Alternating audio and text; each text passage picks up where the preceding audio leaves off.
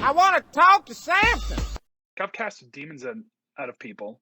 Like, that's pretty normal in kind of my circle of Christianity. And you see them like manifest and their eyes roll back in the back of their head and they scream and stuff. Like, I've seen that a lot. Yeah. So how does that even come about? Where like you get to the point where you're throwing demons out of someone? In this podcast, I'm interviewing a Christian missionary who has shared his faith all around the world. He is someone that I admire and am blessed to have as a friend. Please welcome Kyle Dresser. How have you been, man? I've been really good, actually. I'm in a really good season in life. Oh, heck yeah. So you said like you were talking about like you're part of like an organization? Mm-hmm. Yep. I'm on staff with a Christian missionary organization called 111 Global.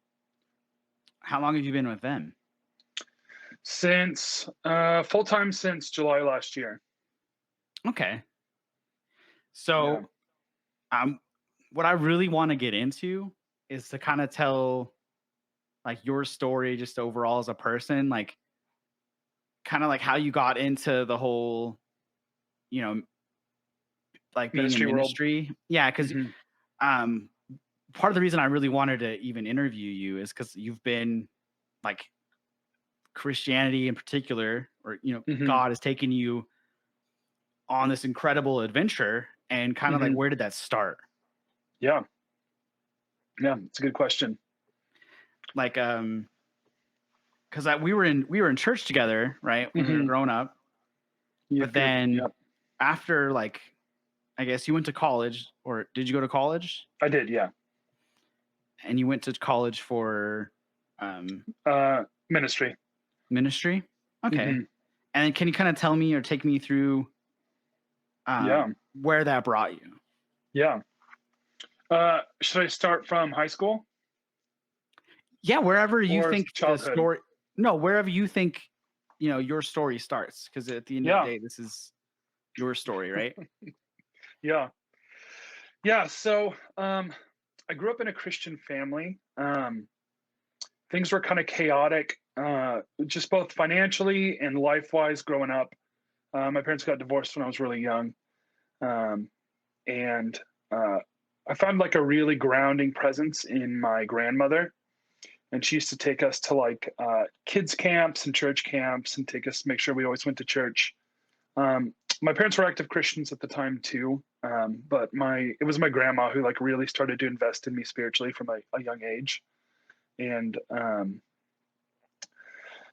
ended up asking to be baptized at 7 years old. And in all honesty, in all honesty, it was because heaven kind of freaked me out, but hell sounded worse. So I was like, boy, I better get baptized and get my ducks in a row because I really don't want to go to hell. Well, did they treat, because like I'm always kind of against that whole that like whole hellfire kind of preaching. I don't think that's like the right way of going about things. Was that happening? I don't really remember. I do remember like the first Sunday morning, I decided to stop coloring and to actually listen to what the preacher said. I was like maybe 5 or 6.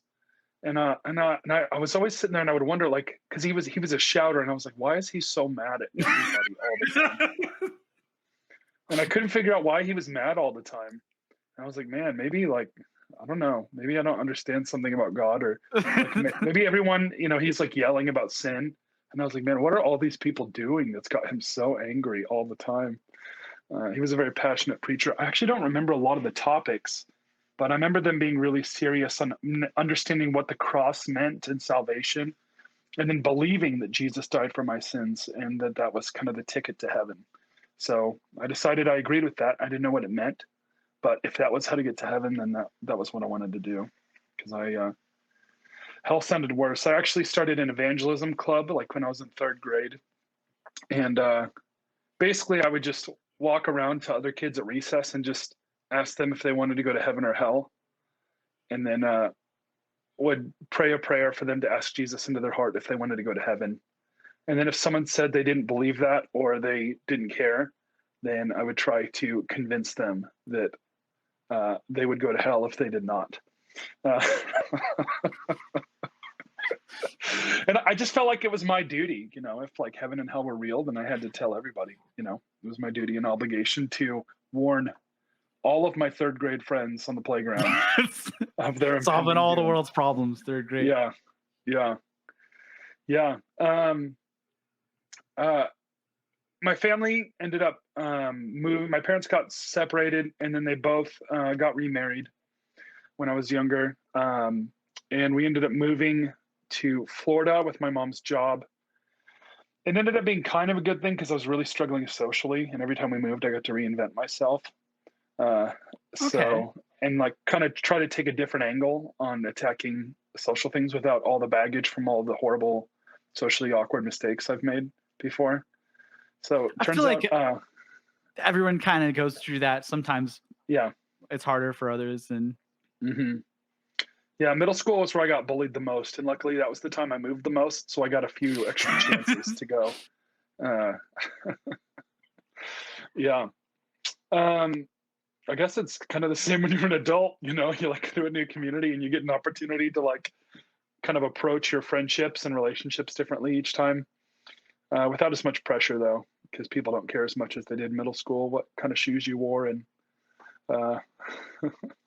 all that. So I do find that, like, sorry, I just want to elaborate on that point. Like when I was growing up, like being kind of an awkward kid, and then as an adult, like I feel like I've matured a lot and stuff like that. And then when sometimes when I run into old friends, they kind of treat me like I'm the same person, but like I feel like I've changed.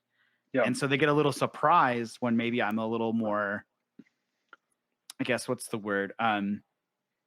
Like, hey, don't talk to me that way, or hey, like a little bit more, have a little more assertive. Backbone.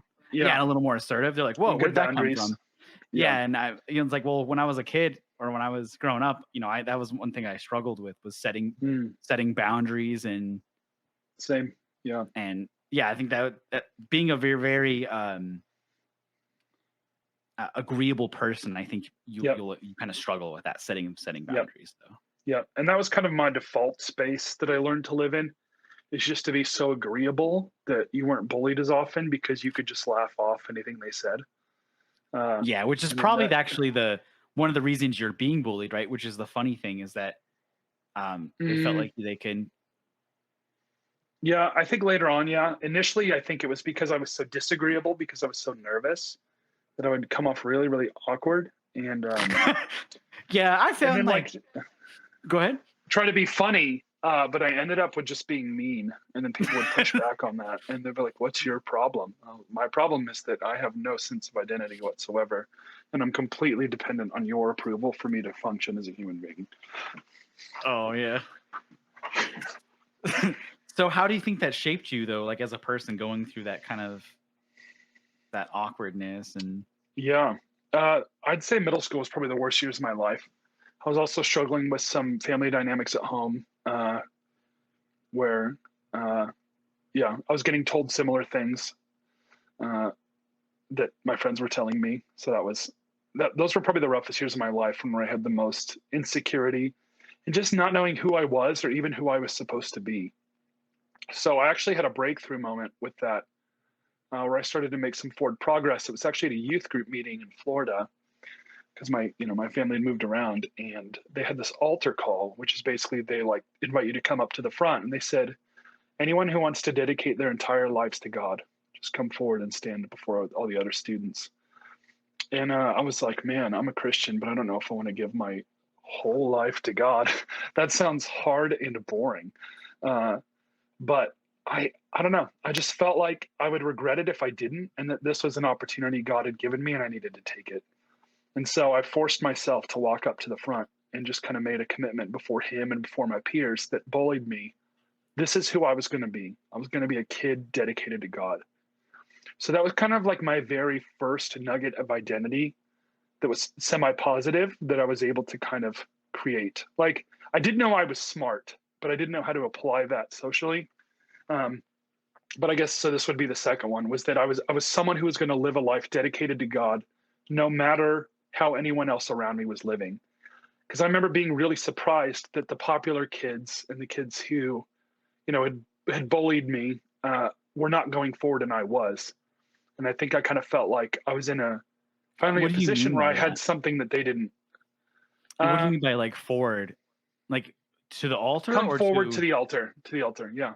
That I was standing facing all of my peers, me and a couple other students who had responded to that call. So these kids that are bullying you, they're in the church? Yeah, it was a Christian school. Yeah. I was part of, and they had a youth group that was attached to it. So what age were you at this point? Because this was seventh grade. 7th grade? Okay. This is right before I moved to Colorado, right before I met you. Yeah. What, you were probably like 8th, 9th grade when I met you? Well, we moved to Colorado my second part of 7th grade. So the first part was in Florida, and then I finished. Because I didn't meet you right away. I think it was. I don't know sure how long Corey had been there before I met Corey. I don't know. But anyway, all right. So you're in. You said you're in 7th grade, and you have now dedicated your life to God. To God, yeah. Okay. And and I didn't really know what to do with that. I just knew that I had signed up for a life of boredom and suffering. But I decided. I don't know, man. I would argue that you've had a pretty exciting life from. I have. Well, that was how I perceived what I was being asked to do. Okay. Was to commit my life to boredom and suffering, because that's what I associated with God.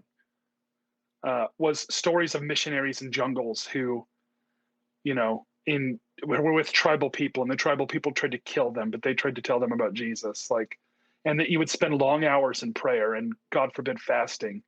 And that's what it looked like to be dedicated to God.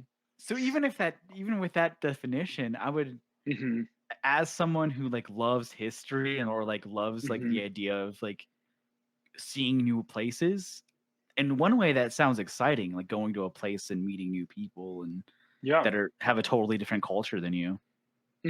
Yeah, and I guess at the time traveling, I only associated with the stories I've heard of missionaries who had endured long periods of suffering. And I just had it as a context, but I didn't think of it as. Keep going. Sorry about that. Keep going. It's okay. Yeah, I didn't really think of it as anything else but moving to the most remote place on earth and being surrounded by snakes and mosquitoes and giant spiders and living in a jungle and working with tribal people. That's exclusively what I thought missions was suffering and fasting and did you know right away you were, because from the sound of it, it sounded like you knew you wanted to be a missionary? Well, I thought if I was truly going to please God, that was what the conclusion I would ultimately have to reach. And so I just decided I would fast forward and, just not go through the process of trying to work that out. I would just make that decision now, because I was going to have to give up my dreams of drawing superheroes and being a cartoonist anyway. So I would eventually feel guilty. Do that and be with God? Well, because I was in 7th grade and dealing with a lot of shame and anxiety. Why does that have to be one or the other? I don't know. It doesn't, which I learned now, which I'm aware of now. But at the time, all I had associated with it was, when you would hear preachers preach, they would always have this, they were trying to motivate you to be more spiritual. And they would never talk about what a balanced lifestyle looked like, or what rest looks like, or recreation, or how those are actually ways that God designed us to live. They would just talk about giving all of your pleasures up and dying to yourself, and that was the only message I'd ever heard. So I was like, well, I guess it's about time I got around to that. I've been hearing these sermons for years. So here I go. I'm going to give up all of my pleasures and comforts and pursue what it means to be a missionary dedicated to God. America, either, give your life to religion or work, right? Yep, exactly. Because they preach that similar thing when they're like, take no days off. If you want to be an entrepreneur, or if you want to do hustle culture, life, you gotta give it your all. I'm like, well, yeah, you gotta. Turns out that's super toxic and unhealthy. It's unhealthy. Yeah, if you want to have no functioning relationships. And on top of that, I feel like personally, I tend to put like everything when I do something, I tend to like dive face first into it, right? So even like podcasting, like I've just been researching like how do I edit, how do I get more views, how do I do that, and just but I have to like remind myself like I need to take a break, I need to rest because if I don't, my work will suffer. Or like I've put out videos that I wasn't very happy with because I tried doing them when I was like half asleep. So it does make a difference. You definitely got to put the rest in. So you moved to Colorado, and where does that take you as far as journey?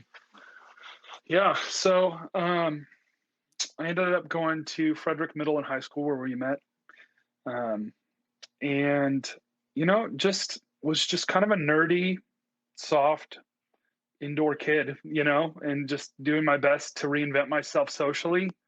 And then there's a part of me, I guess one thing my faith really helped me with in middle school and high school is just avoid getting into too much trouble and kind of experimenting with drugs and, going crazy trying to get girls to sleep with me or whatever. Because I had this like kind of strong moral code that those things were evil and I needed to avoid them, which actually was really helpful for me in the long run to not get overly distracted or caught up in an addiction I could have avoided.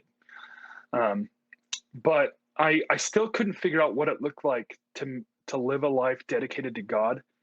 And I had a couple of youth pastors and stuff that had modeled that in certain ways, but I was overall pretty dissatisfied with who was available to mentor me and help me grow in my faith. And I didn't have peers.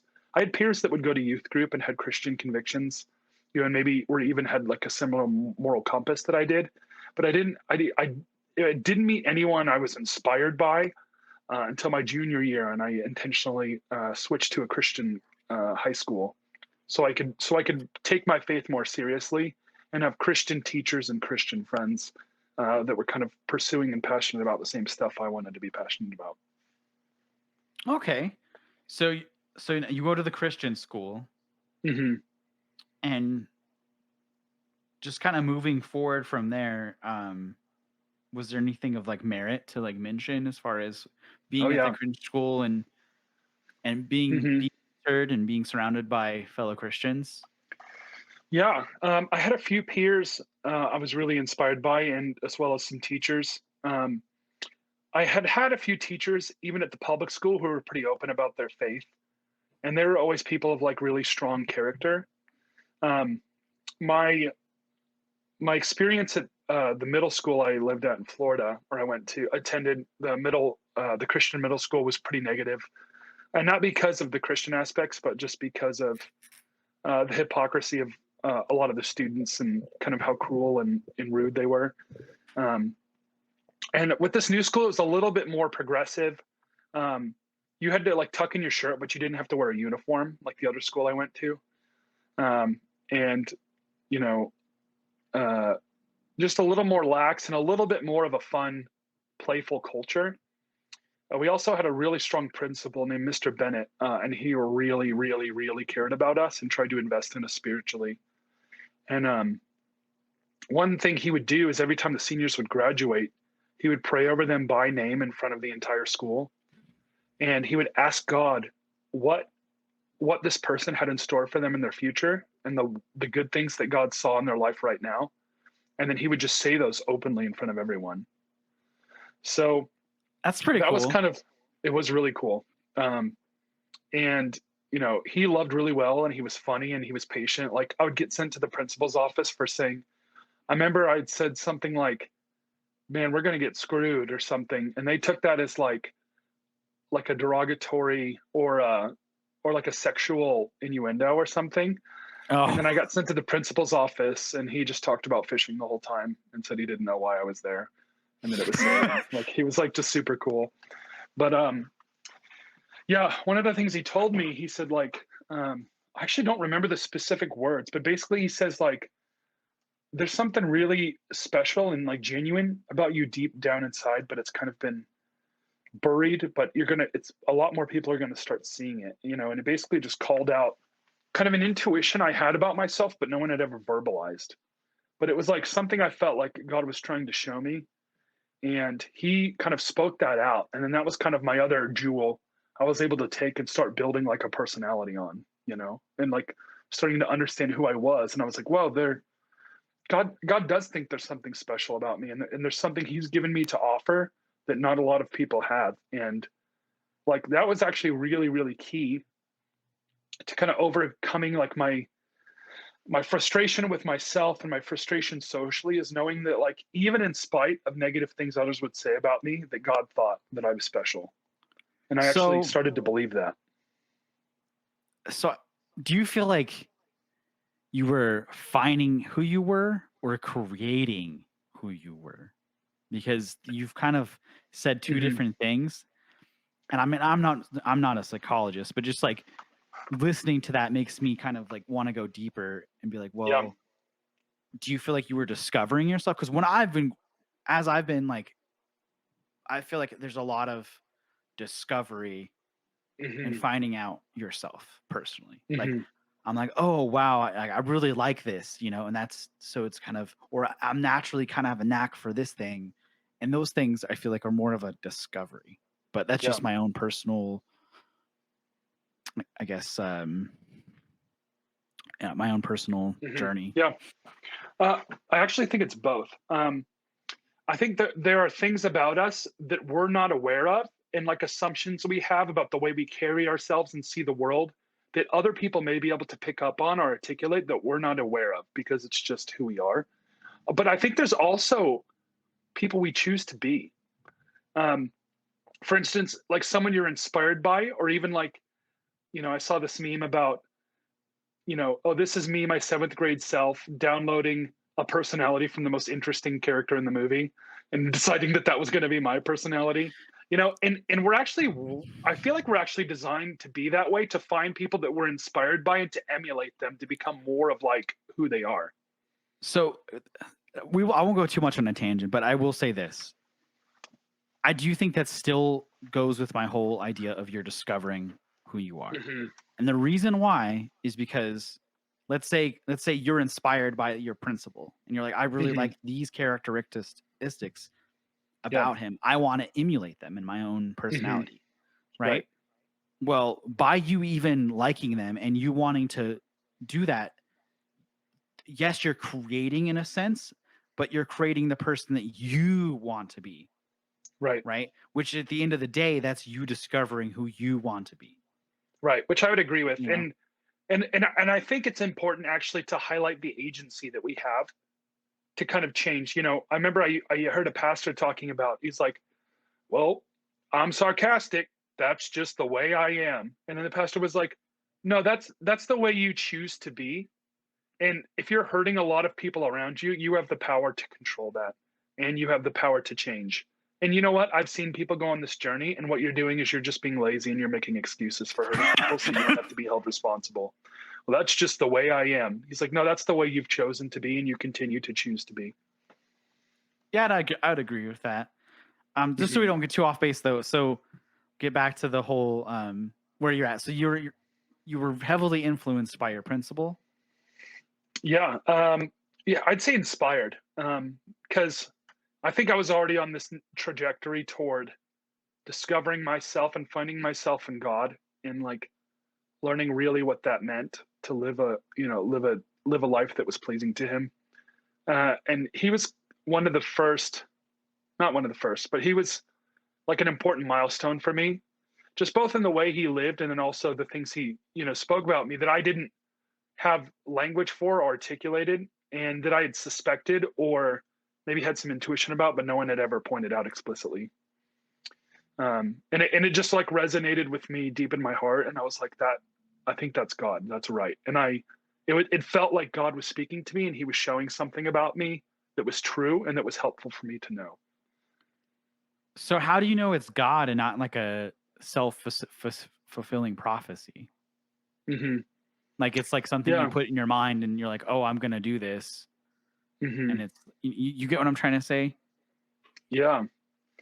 I guess for me, the times where I've recognized God most is when things resonate with me like on such a deep primal level And I really feel like that's how God communicates with us, and sometimes it's through like scenarios that are, incredibly unlikely. Like I'll be praying about a topic and someone would randomly could come up to me in a grocery store and be like, I feel like God wants you to know this. And it's the exact thing I've been praying about, you know, and just coincidences like that, and little things where you just start seeing the fingerprints of God.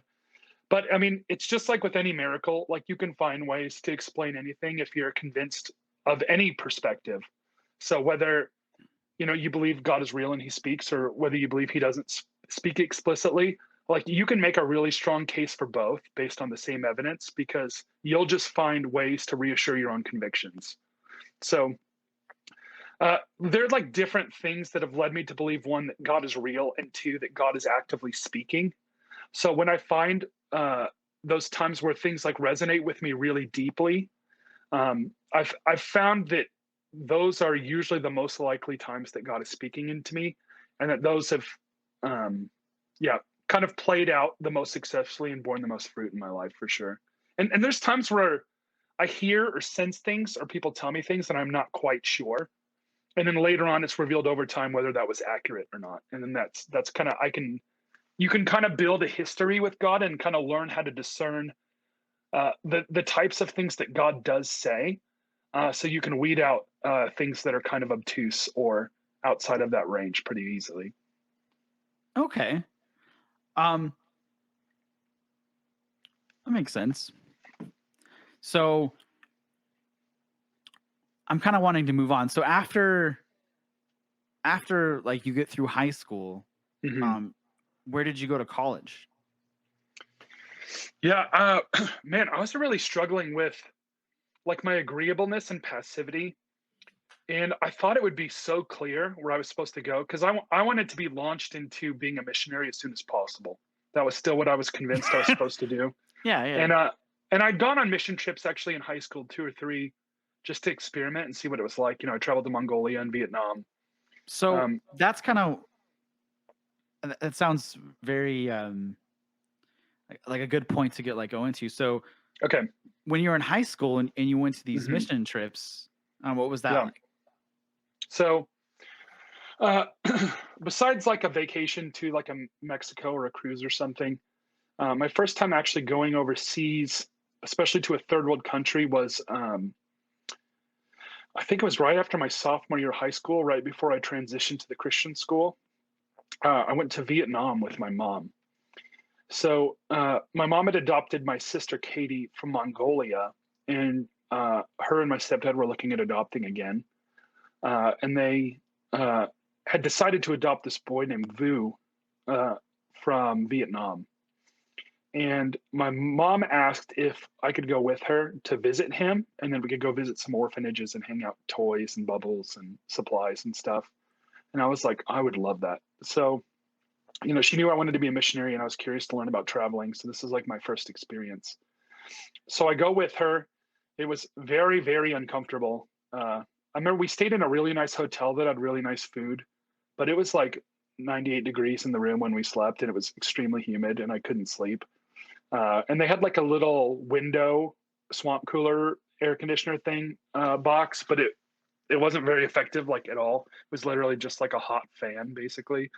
Uh, but we ended up visiting the orphanage and a bunch of other orphanages, and we went to like a school of blind where like a lot of kids' faces were completely disfigured, and we just got to cuddle with them and play toys with them. And that was like my first exposure to kind of the third world and people living in really Was that a impoverished culture shock circumstances. for going from like, I would make the argument, like, knowing you growing up, you were probably middle class, maybe upper middle class. Yeah. Going from that to to like some impoverished country and seeing how these people live and how the kids were. And Yeah, I mean, I definitely didn't like being uncomfortable, but I was so curious and fascinated that it was actually a pretty easy transition, other than the moments where I was extremely uncomfortable, like trying to fall asleep. I was just so fascinated by the culture and what I was doing that, like, there wasn't any pain in the culture shock or learning to transition. And I feel like some of that might have been because I had moved so often growing up and had to like make new friends and reinvented myself so much that I was kind of used to like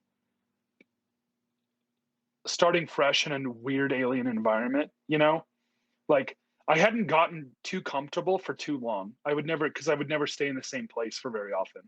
I felt like growing up. So it was really easy for me to adapt and to just be curious and like, involve myself in a new culture. Yeah. So, I mean, like, so you go there and, I've never been to like a third world country. I've been to like a bad quote unquote neighborhood, but even a bad neighborhood in America, I feel like doesn't come close.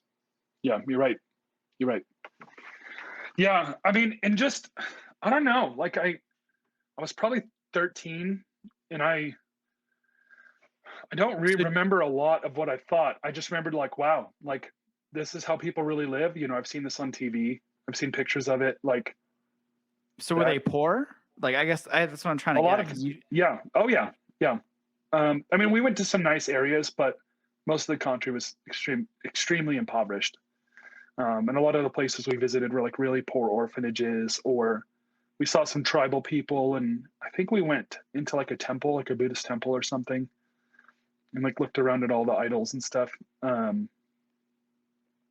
Yeah, it was kind of like treated differently. Like, were the people like in shock for seeing? No, they get a lot of tourists. I think in some of the areas in the orphanages, we were pretty popular. I mean, because you got enormous white people, tall, chubby white people there. And Vietnamese are really, really short. So it was kind of like the white giant, Yeah, there was a lot more you were pretty tall, right? Yeah, I don't remember. I was probably taller than average. But in the city, they're used to seeing kind of in the capital city where our home base was and where our hotel was. They were pretty used to like just trying to find ways to get more money from you. My mom ended up figuring out like she wanted to buy a cool Vietnamese kite, and then he would lie to her about the price and ask like our tour guide and ask us to hand him the money, and he would hand it to them because he wanted to keep some on the top or like work out a deal with the people. So you were kind of always on edge and like trying to figure out if what the information you were being told is accurate. Because, I mean, our American dollars would go a long way there. So but like my mom was like pretty savvy. Yeah. Yeah. That's like, yeah, maybe like, I don't know. I don't actually know the rate, but either way, I'm just saying like, say, cause I've watched, lots of like documentaries and they're like, this is one of the poorest countries in the world. And, where it makes a big difference. Yeah. I remember getting a few meals, like really nice meals we got for like $2 or $3 in like nice restaurants and stuff. Yeah. I think a lot of people move to like Vietnam or like Thailand because of that reason. Like they'll retire there. They're like, they make a couple 100,000 and then they just move there.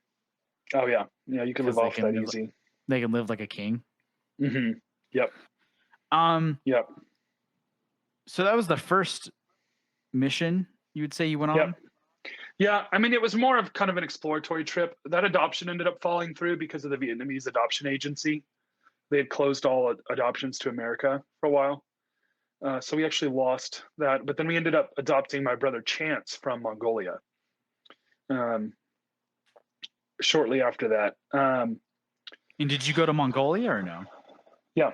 So after my junior year, I was kind of looking for like a real legit missions experience with a missions organization to try to experiment, one that'll allow teenagers to come and just kind of experience what it's like to be a missionary on the field.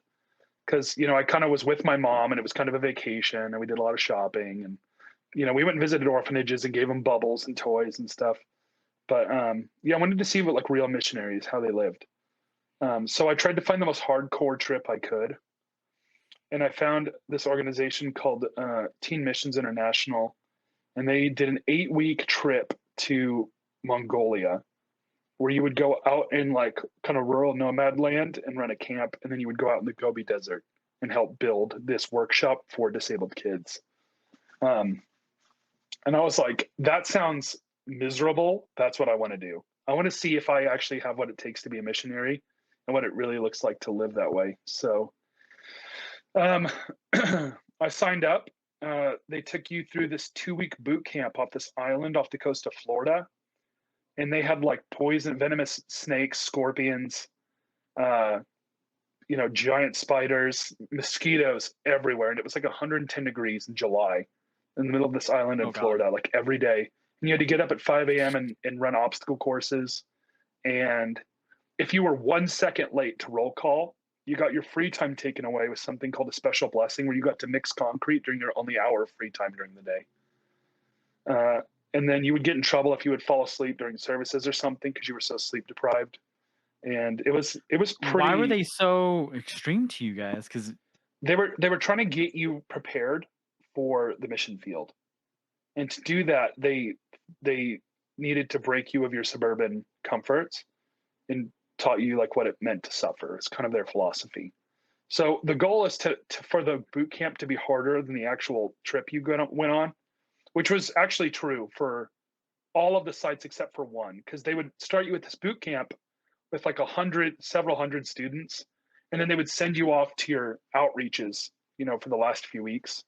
And they tried to make the boot camp harder than the actual outreach, so then you could actually just focus on the ministry you were doing and not worry about the conditions, because the conditions in Florida were worse, which was true for all the countries apparently except one, which was Cameroon, because they backpacked mountains and showed the Jesus film the entire time. And apparently it was just a bucket of suffering. We heard from the students when they got back. They would literally just hike for like 9 hours a day with all of everything they owned on their backs. And they all got worms and they all got malaria, and it was horrible. Yeah, it was just a bucket of suffering 14-year-olds. Yeah, I would argue that's almost child abuse at that point. It is. I mean, and they signed a lot of waivers to get around that, but even then, I wasn't really feel impressed with the leadership, the leadership of the organization, and we didn't end up doing a lot of, I don't know, what felt like missions work to me. We did a lot of concrete mixing, unskilled labor, and then we helped run a camp that was similar to the camp we did, but then we would host it for the Mongolians, and we were the staff of the camp, and so we would give them like a missions boot camp. But it was really just like a youth camp out in the middle of nowhere, and everyone camped and stuff. Okay. But it was like out in the hills in Mongolia. And then we went out to the desert and we mixed concrete and helped build this workshop that like this Christian ministry has for like disabled kids. I don't know how our labor was helpful, because the locals could do it way faster and cheaper than we could. And we had no idea what we were doing, and they were constantly frustrated with how slow and unskilled we were. But they tried to train us in concrete and stuff while we were there. Like we would have classes on how to lay bricks and stuff, and then like how to share the gospel and all those things. But we actually didn't end up doing any actual like evangelistic ministry, which I was disappointed by, because I figured that's what we would do most of the time. But it's really more like I don't know how much of an impact at least our team actually had, other than getting some more volunteers to help run the program. And it was more for us to see what it was like, to be in the third world. And actually Mongolia was still one of my favorite places I ever visited. It's just a really peaceful country, and people weren't trying to rip us off all the time. And it was just like people just kind of live. Environment? We spent a little bit of time downtown in the city, and that was kind of just like it felt like a smaller city you would see in somewhere like Mexico, where it was just kind of run down and there was like a lot of slums, but then there was some nice stores and you could go buy candy and stuff. And then we went out into the boonies, like just basically like big open plains at the base of these mountains, with like rolling hills and stuff. And we would basically just set up tents and dig latrines. It sounds gorgeous. We set up camp there. That was actually really cool, yeah. And then we went out to we went on like a 7 or 11 hour van ride. It was a 12-passenger van. It held 12 Mongolians, and we put 16 Americans in there. Oh. And it was horrible. And we drove for like 7 to 11 hours through a desert to get to this little town. And it looked kind of like a Middle Eastern town. Like it was literally just sand and then buildings. and it looked kind of like you would see in like a Sahara movie or something. And that was it. And we like just slept on the floor in this church building there, and then worked on building this little shed where they could store these wheelchairs that they were building for kids. Yeah, that was what we did there. But So then you I get. was actually Go ahead. like really struggled with the leadership there. They were kind of bullyish and kind of insecure and narcissistic. Almost all of my leaders were. And I was not treated very well or taken seriously. But I just loved being in another country and just being able to help people and talk to kids so much that I was like, yeah, this is it. This was like the make it or break it trip to decide whether or not I really wanted to be a missionary, And even in spite of like how terrible the organization was and like kind of how selfish and abusive my leaders were, and I really only was able to connect with like one or two peers, it was still like a life-changing experience just being in that kind of environment and feeling like I was able to have an influence or an impact. It was pretty cool. Even if it was small? Yeah, even if it was small. And I was like, I could see myself doing this forever. And like trying new foods and new cultures and stuff is just fun. It's just fun. Just to be in a complete, it's like going to Disney World where it's like there's nothing familiar. Like everything is exotic and interesting. And it feels kind of like that, where you're like fully immersed in a completely different environment. Okay. So you go on the mission trip, Mhm. and you have this life-changing experience, and then you Mhm. come home. Mhm. What happened kind of after that? Yeah. So this was in between my junior senior year. I got home, and my parents were like, "Are you okay?" Because I think I was kind of soft, and I don't think they thought I would make it without coming home. I mean, and I endured a lot of suffering, especially in the boot camp, because I got literally my free time taken away almost every single day during those 2 or 3 weeks, and was just mixing concrete, and I got heat exhaustion, and they had to put me in a medical tent. It was hell. And I remember my tent was full of these enormous spiders, and I was just staring at them while I tried to fall asleep. And but I remember just I didn't care. I was just so happy to be able to lay down and to not have to be anywhere for the next several hours. So I literally It would have been like, slept for why is your 14 tent on hours fire, straight. Samson? Why is your Yeah. tent on fire? Yeah. I was just so happy to not be mixing concrete and to be laying down, because those are things that I didn't get to not do very often, to lay down or not mix concrete in the hot sun. And I didn't care. The spiders were my friends. I fell asleep and it wasn't there when I woke up, which meant it was still in the tent, but it was somewhere I didn't know, and I did not care because I was just so happy to be laying down and not doing anything. And it was like 115 degrees outside and really humid, and I did not care. It was pretty terrible. So you get through that experience. You're like, mom surprised. Yeah. This was in high school. So those are the two missions you did in high school, or did you do more? Or I'm trying to think. Yeah, I think those are the two trips I did in high school. I did like a local one on an Indian reservation. I don't even remember what we did there. Okay. Yeah. So all of this experience, did that like really make you, when you were like got to the point where you're like, okay, I'm gonna go to college, were you like, I know now that I'm gonna be a it kind of confirmed it for me. Yeah. So I wanted to go to college to just be a missionary and for them to teach me.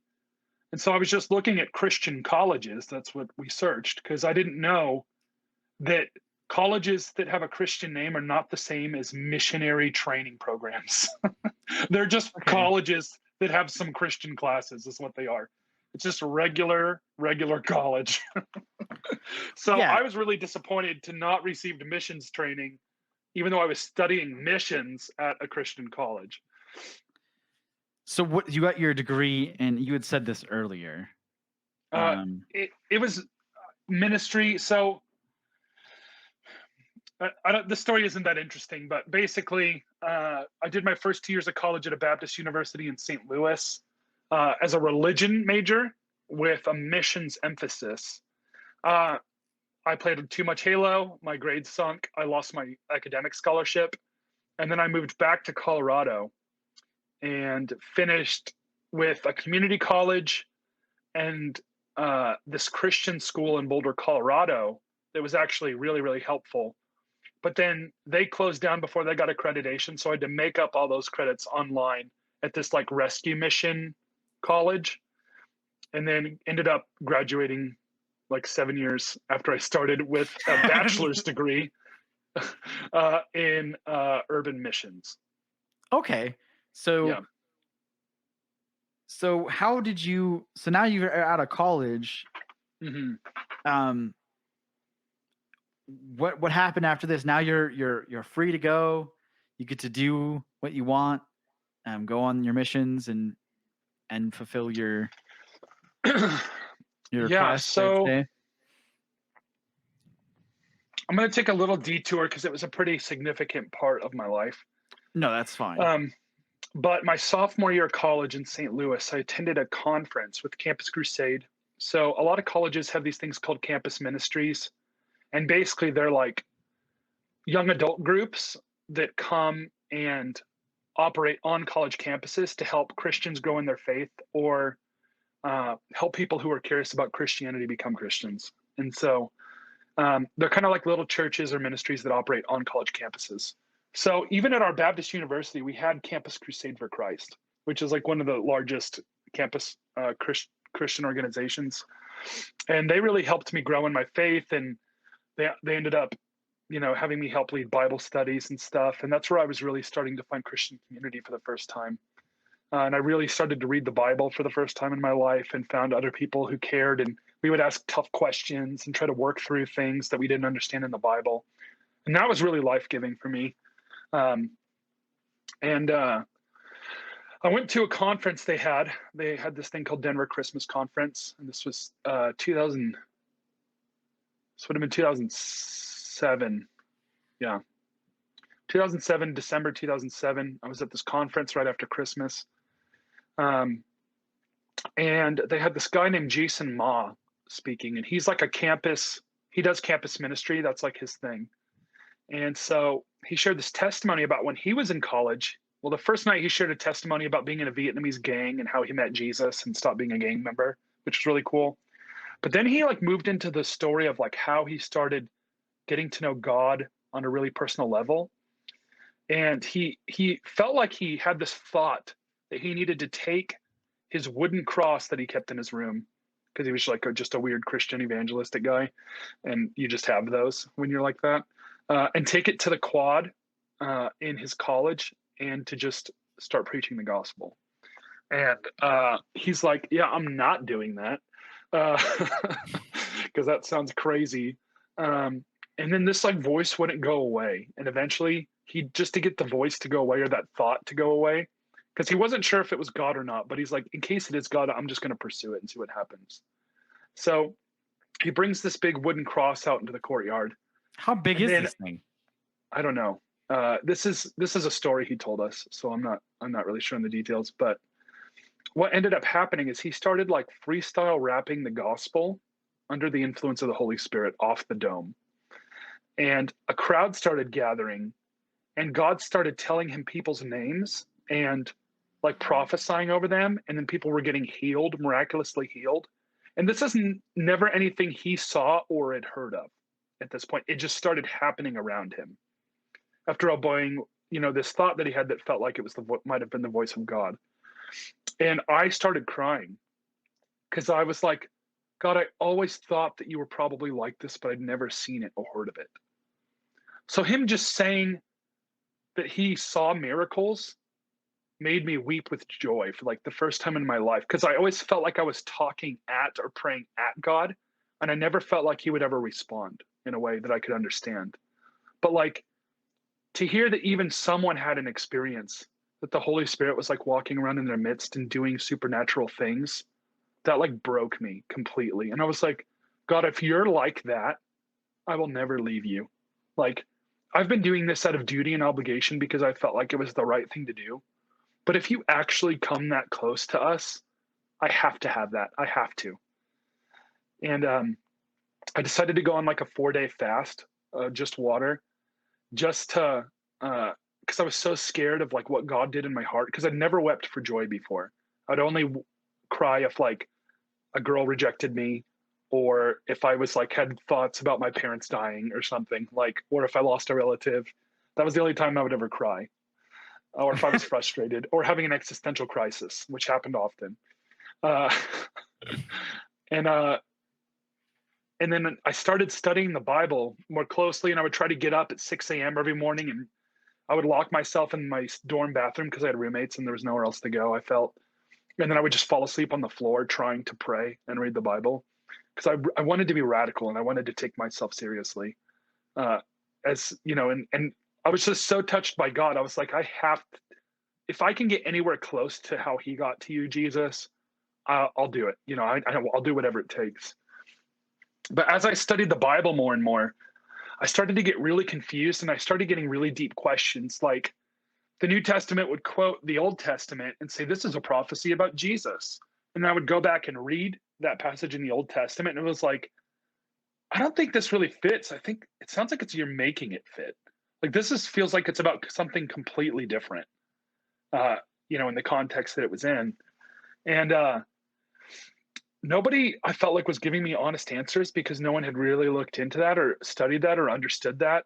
And so they would just give me these Band-Aid answers. And then I had some people like private message me and like threaten me that if I'm having such serious doubts now, that it's maybe an option that I was never a true Christian to begin with, because they believe that no one could leave God if they really found God.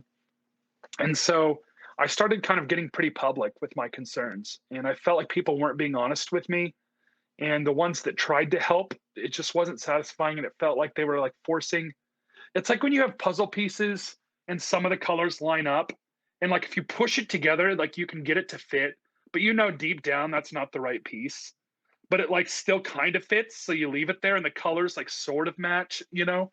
And it felt like they were doing that. I was like, I see how they feel like this fits, but I knew with integrity, like if I was being honest with myself, that wasn't the answer, you know. And so eventually I had so many questions, I realized I couldn't actually claim I was a Christian anymore. So this is a month after this radical encounter I had with the Holy Spirit. And I was like, I don't even think I believe in Christianity anymore. And so this was summer of 2008. Some pretty broad swings.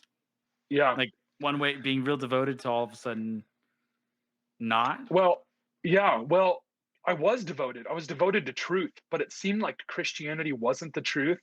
And I didn't want to leave Christianity. I loved Jesus. I loved the church. I loved my Christian friends. I loved what Jesus taught. But if it wasn't true, I had to be honest with myself, and I had to have integrity and to be honest. And I knew that I would violate my own conscience if I continued without addressing it. So eventually I got to the point where I publicly renounced my faith on Facebook.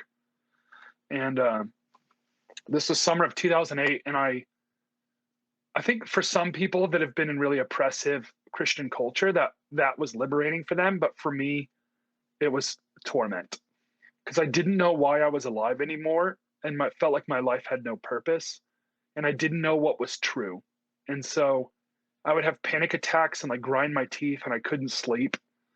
And I was like, just in constant fear of being wrong or going to hell and not knowing why I was alive. But I said, God, if you're really out there and you're real, I need you to reveal yourself to me. And I promise I'll give you everything I have. But even if it's like a weird religion like Islam or Mormonism, I'll convert. I don't care. But I have to know that you're real, and I have to know that it's true. And during that process, I read a lot of the Old Testament because I was having most of my problems with the New Testament, just to see if I even liked that God or if there's any chance that the God of the Old Testament was real. And I started studying other major world religions and was really opened myself up to converting to anything that seemed like it checked out because Christianity wasn't making sense anymore. So, and maybe, sorry, like, if this is a stretch, but it almost feels like you're just trying to cling on to any religion. No, I was just curious what else is out there because I'd only been in a Christian culture, you know, and I really didn't know much about how Muslims actually live and they actually believe.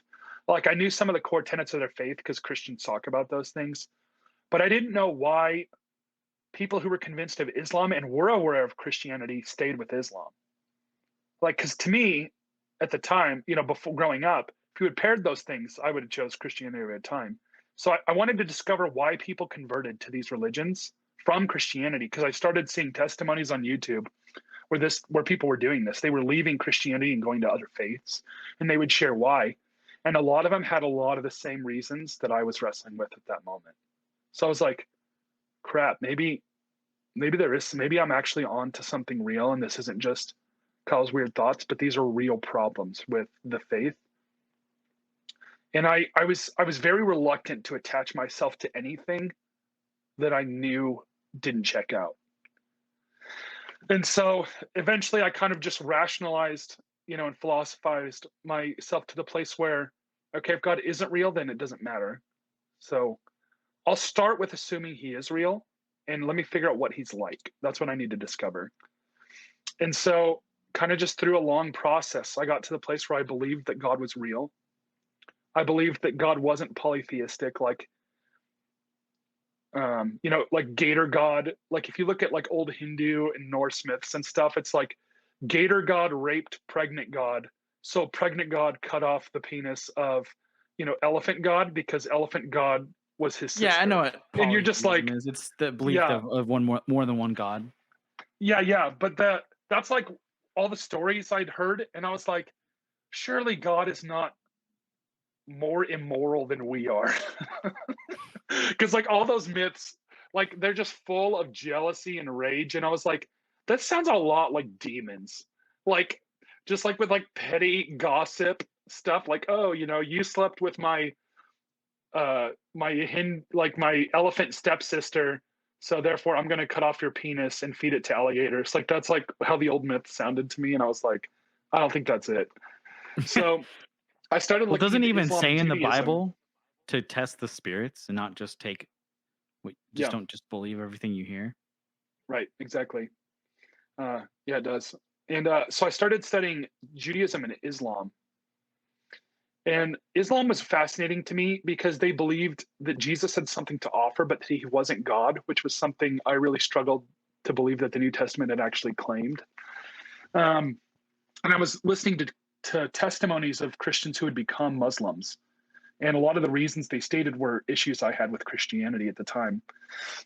So can you elaborate on some of those issues like that you had? Yeah. So a lot of it was New Testament messianic prophecies. Isaiah 7 was a big one. It said the virgin shall be with child, and she shall call him Emmanuel, which means God with us. But if you go back and read Isaiah 7, it's actually about the wife of the prophet. And I might be getting some of the details wrong, but this is kind of the synopsis. I understand. She had asking you off. Yeah, she had a son immediately after that in the next verse named Maher-shalal-Hashbaz. And it was some sort of significance with like the king of Assyria and something contextual to Israel at the time. But here the New Testament was quoting and saying that this was a prophecy about Jesus and the Messiah. Like, I'm like, come on, man. Like, how can you actually take that seriously? Unless I'm missing something, which I learned later that I was, but no one was aware enough of it or had studied it enough to help me with that. So there was a lot of those kind of things. And then once I opened that up, I started seeing how a lot of people believed that Christianity had plagiarized from pagan myths and mixed it with Judaism. And that the Apostle Paul had played a big role in that. It had mixed Judaism with pagan myths and created Christianity. And that a lot of Christian theology was actually based on pagan myths, which, I mean, that's a whole nother topic, but I ended up finding out that was not actually accurate also.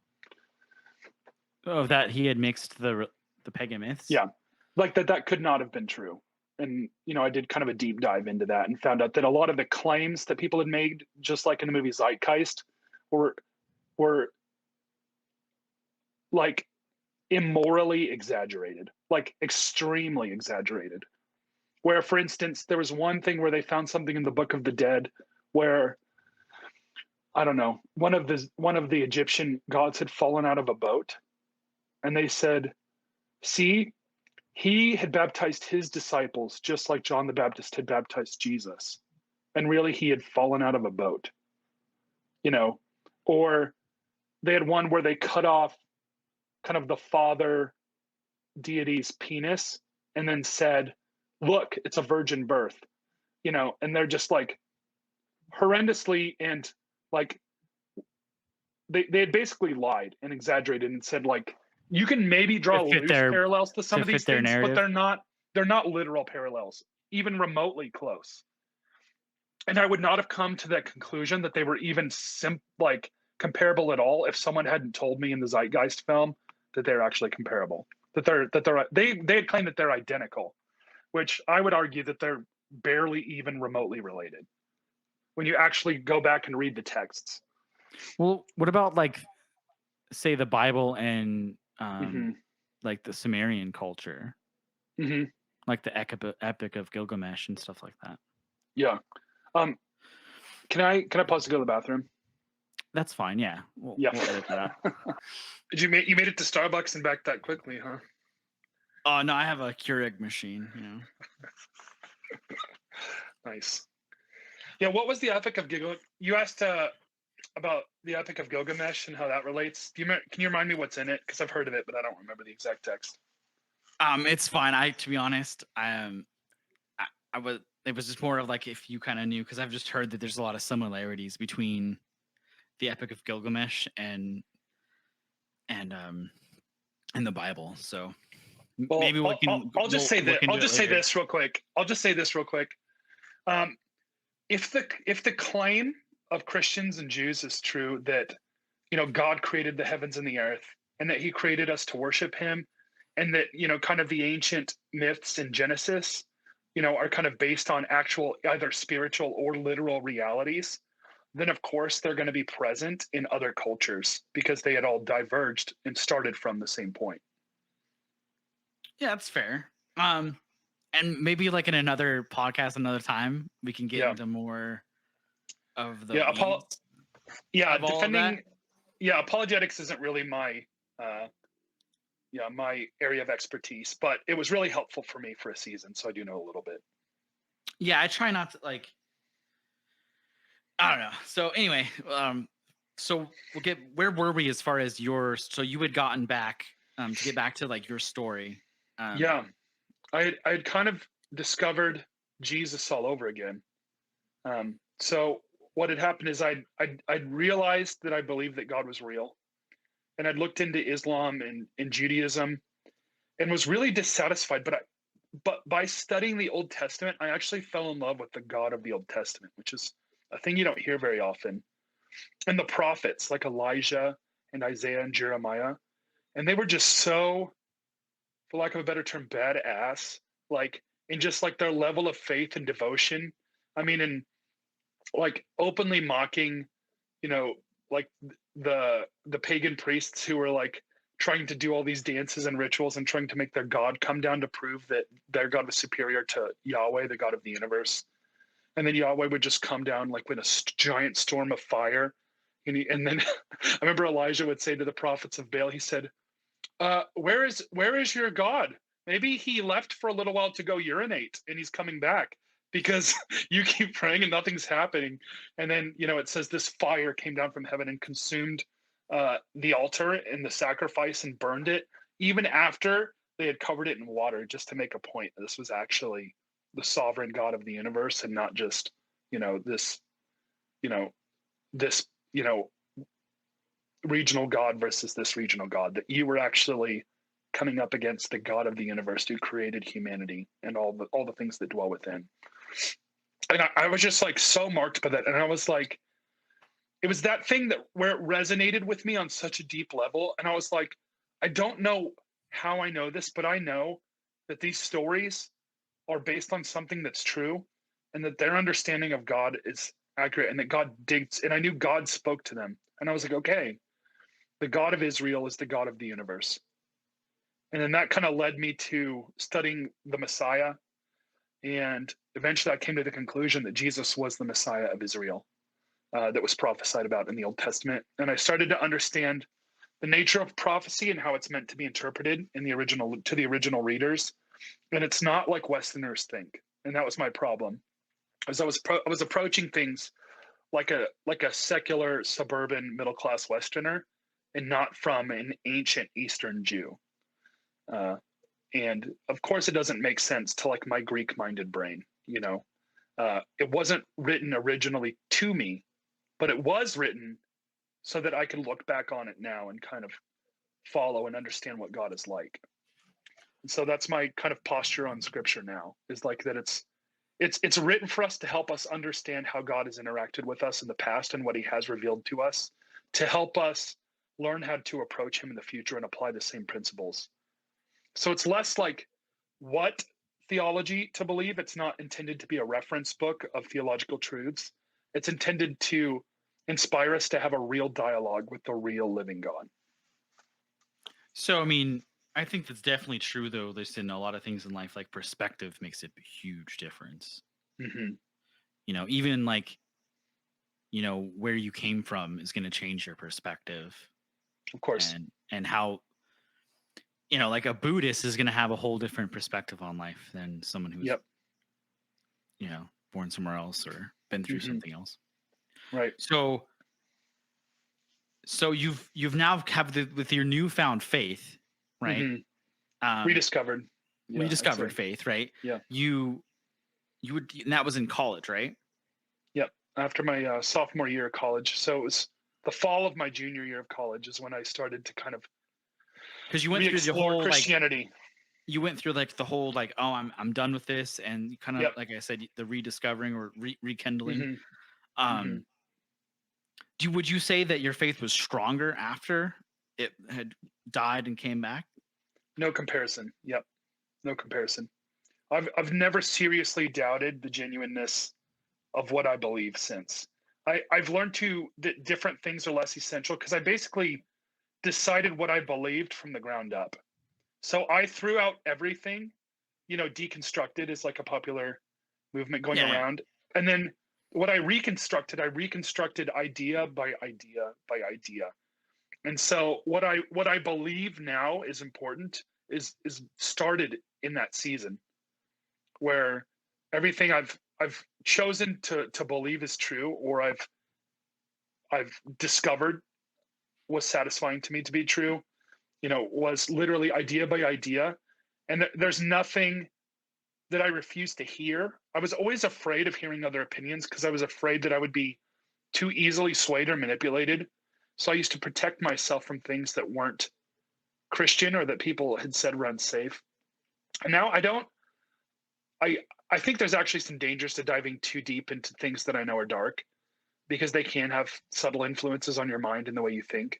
But I'm not intimidated by any piece of truth, because I know that I've been honest with myself and I've taken everything at face value and given everything equal weight, and I've still found Jesus to reveal himself to me even in that place. So it's night and day, completely different. So now I have some doubts about the things I'm learning and how I live out my faith, and some of the nuances I'm still discovering what I think about certain things, and then just trying to be open-minded to others' experience, to others' understanding, to different takes on things. And so I try to look at both extremes on almost every single issue, and try to find where the truth actually lies behind these opposing viewpoints now. So yeah, I'd say my faith is a lot stronger since having that journey, and I think it was a necessary step for me to even be able to take myself seriously as someone who claims to believe in God. So no, I would make the argument that, and sorry if this comes across as like, maybe I'm making a jump, but I find that a lot of Christians, where I kind of have an issue with them, is they don't read their Bible. They don't really know what they're talking about. Yeah. And they haven't really taken a deep dive and asked hard questions. Yep. And so I get kind of frustrated being as someone who was raised in the church and, was, I don't know, like, I hate to use this word, but there's definitely some truth. I was indoctrinated from a very young age, right? And so when I like talk to people, I think because I don't claim myself to be a Christian, when I start talking about the Bible to people, I think a lot of times they're surprised with how much of the Bible I actually know. And I'm like, well, I was raised in the church, so I do feel like you, even as if you're a Christian, you should be asking those hard questions. I think that's important for you to test your faith, to test what you believe in. Which I think is a good thing. And if you're if like you said it went full circle for you, that you came back to the conclusion, if you're taking that journey serious enough, then you're going to find the answers, whatever that truth is to you, you're going to find that, right? So I don't know. Yeah, Jesus says if you seek answers, you will find them. If you ask for the door to be opened, it'll be opened. But isn't that true though? Like in general, like just in life, like if you start asking questions, if you ask the right questions, or if you seek truth, if you're seeking hard enough, it will be discovered. I mean, I found that in my own life. I mean, I don't separate Christian truth versus maybe more evident truth at the secular domain. Like, I mean, I believe Jesus is truth incarnate. So those two things aren't different for me. Like knowing that gravity is real and that the universe is unfathomably large and that Jesus is God and wants a deep relationship with me. Those are all things that are equally true for me. So I don't separate. I don't have this divide in my mind between they're all things I am convinced that are true based on the evidence I've seen. No, I understand that. And I think that's part of the reason why seculars and like I would say the religious folk have a hard time with, is because in a secular's mind they divide the two, right? And fundamentalists do the same as well. Fundamentalist Christians, and the truth is that they're kind of scared of opposing viewpoints, and they're scared that they're not going to be smart enough or equipped enough to tackle these hard questions, and they're scared what's going to happen because maybe some of them actually suspect that they don't actually fully agree with everything that they claim to believe, and so they perceive anything that gives any contrary perspective as a threat rather than an opportunity to grow, to understand, and to learn. Yeah, so like without getting too much into me, like I like asking questions. Like it's part of the reason I do podcasts, right? But just anything in life, I want to like figure out what's the truth behind this. Right. And you have to push to do that. And you have to offend to do that. I mean, yeah, so look at Jesus. Like he had to tear down the majority of the religious assumptions of his day because he had truth, and he was persecuted and he was killed for it, because he's like, this system that you've created that you claim is to help people know and understand God and love others is a lie. You've created this man-made structure based on your narcissistic self-protection that elevates you and tears down people who are actually seeking truth. And Jesus is like, this entire system that you created is not only counterproductive to what God actually wants, but it is, even when what it's attempting to do, you've corrupted it with your lack of integrity. Yeah. So I understand. Like, I guess where I get kind of, and without going too far off base, but like say I start talking to someone about, belief in God or whatever. And in my opinion, the worst argument you can make to an atheist or even an agnostic is like, oh, well, you're going to go to hell. Well, if I don't even believe that there's a God, then why the hell do I care if there's a hell? That's like the worst argument you can tell me. Yeah. So, and there's more to it than that, but like I said, maybe on another podcast, we can get into the weeds and debate and all that. But I don't know. It just, for me, it's like one of those things that is, I just find that important, is like wherever you are in yours, because I think spirituality in particular is something that's very personal, and and whether you want to look at the end of the day, I think at the end of the day, a lot of people, how do I say this? don't ask those questions, those hard questions, and they really should be, Yeah. even if they're a Yeah. Christian. Right. I think, especially if you believe that there's a God and you're going to commit your whole life to that, then you should be asking more questions than even the atheist, because the atheist doesn't care. The atheist, at the end of the day, is just going to die. But for you, your truth is that your soul is going to be, you know, if you believe in a hellfire hell, if you're going to be in torture for eternity, then it's more important for you. Yeah. I think, Yeah. that would be my argument. Yep. I will say one thing about Christianity that I think really, I one of the positives is that it made me kind of become more philosophical, like, and kind of ponder these like big questions, and I've always been told that I have a very philosophical kind of outlook on things, and I do think it's kind of one of the plus sides that I can pull from Christianity. Yeah. But I'm getting back to your story, because that's really what I was wanting to interview you for. You had gone through this journey now where you have, your strength in faith. Where did that take you? Like, now that you've had this, this new experience or this new chapter. Yeah. So, I mean, it was kind of like what happened with that, that campus minister that preached and talked about the miracles, and what I saw in the Old Testament, where prophets could say, quote, God said, then end quote. I'd never met anyone who actually lived like that. But shortly after redevoting my life to Christ, I said, God, I told you I'd give you 100% if you showed me what was true. And I'm going all in on Jesus, And right around the time I started meeting these guys, and they were like really, really weird, but really, really intriguing. And they had claimed to be hearing from God all the time. And I was fascinated. Are they weird? Can you just like... yeah, they would do things like try to like go soak in the Holy Spirit, and then they would like open their mouth like they were like drinking wine, and then just like start laughing hysterically, like they were high. But no one was using any substances, and I was just excited to be around it. I was like, this is weird. I'm into weird. I'm not afraid of exploring anything anymore. I felt like I'd gone to hell and back, and pushed through anxiety and persevered in discovering truth, no matter how inconvenient.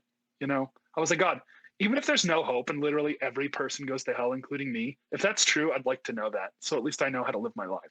I was like, there's nothing I'm not willing to give up to understand that. And so, I had a pretty big meter for things that were weird and interesting, and anything that looked like there was any semblance of life or truth in it, I wanted to pursue it. So I started getting in touch with all these guys from Boulder, Colorado, while I was finishing my degree. And they would like go to bars and pray for people that were like drunk at like 1 a.m, walk down the street, ask to hear from God on who to talk to, where to go. And they would like see people get healed. They would prophesy over people, and they would like cry and be like, how do you know those things about me? And they're like, I don't know. I just felt like God showed me this, And I was like, dude, these guys are like the prophets from the Old Testament. Like, this is sick. And so those guys ended up kind of like helping me learn to understand how I could be confident and hear God for myself. But because I was so agreeable, I was really tempted to agree with like very direct and confident presentations, because I was confident in what I believed, but I wasn't always confident that I was actually hearing from God, like in a personal way, in like a specific way, like my friends were. So I'd really lean on them to help direct me in that. But they kind of taught me, how simple it is that God's speaking to us all the time, and learn how to channel into his voice. And that ended up being really transformative for me, and just learning how to make my faith fully my own. And God started speaking to me things both that I had not expected. And I can explain what I mean by that later. But things that I had not expected, that I knew were not from my imagination, because they weren't things I were aware of or agreed with up until that point, and things that I had not heard from others. Because before, I was very, very influenced by my peers, who I deemed as more confident and more mature than I was. So I would lean on them a lot to help me make sense of the things I felt like I was hearing. But eventually God kind of developed this rich inner life, in me and I ended up seeing the fruit of a lot of the things that I felt like were God speaking to me. And I saw a lot of those things start to play out in like really positive ways. Can you elaborate on that? Like, what do you mean by like these things were playing out and things were changing in your life? Because it's kind of a vague statement, so it's kind of. Yeah, I was trying to cover a lot of different things there.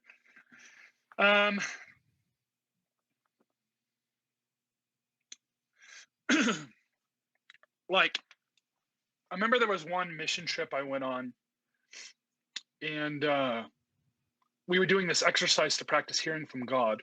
And one of them was, if we would ask God, if this person standing in front of me that I'm praying for an animal, what would they be and why? And I heard like a beaver, because you like to build. And then afterwards I found out that guy was an architect.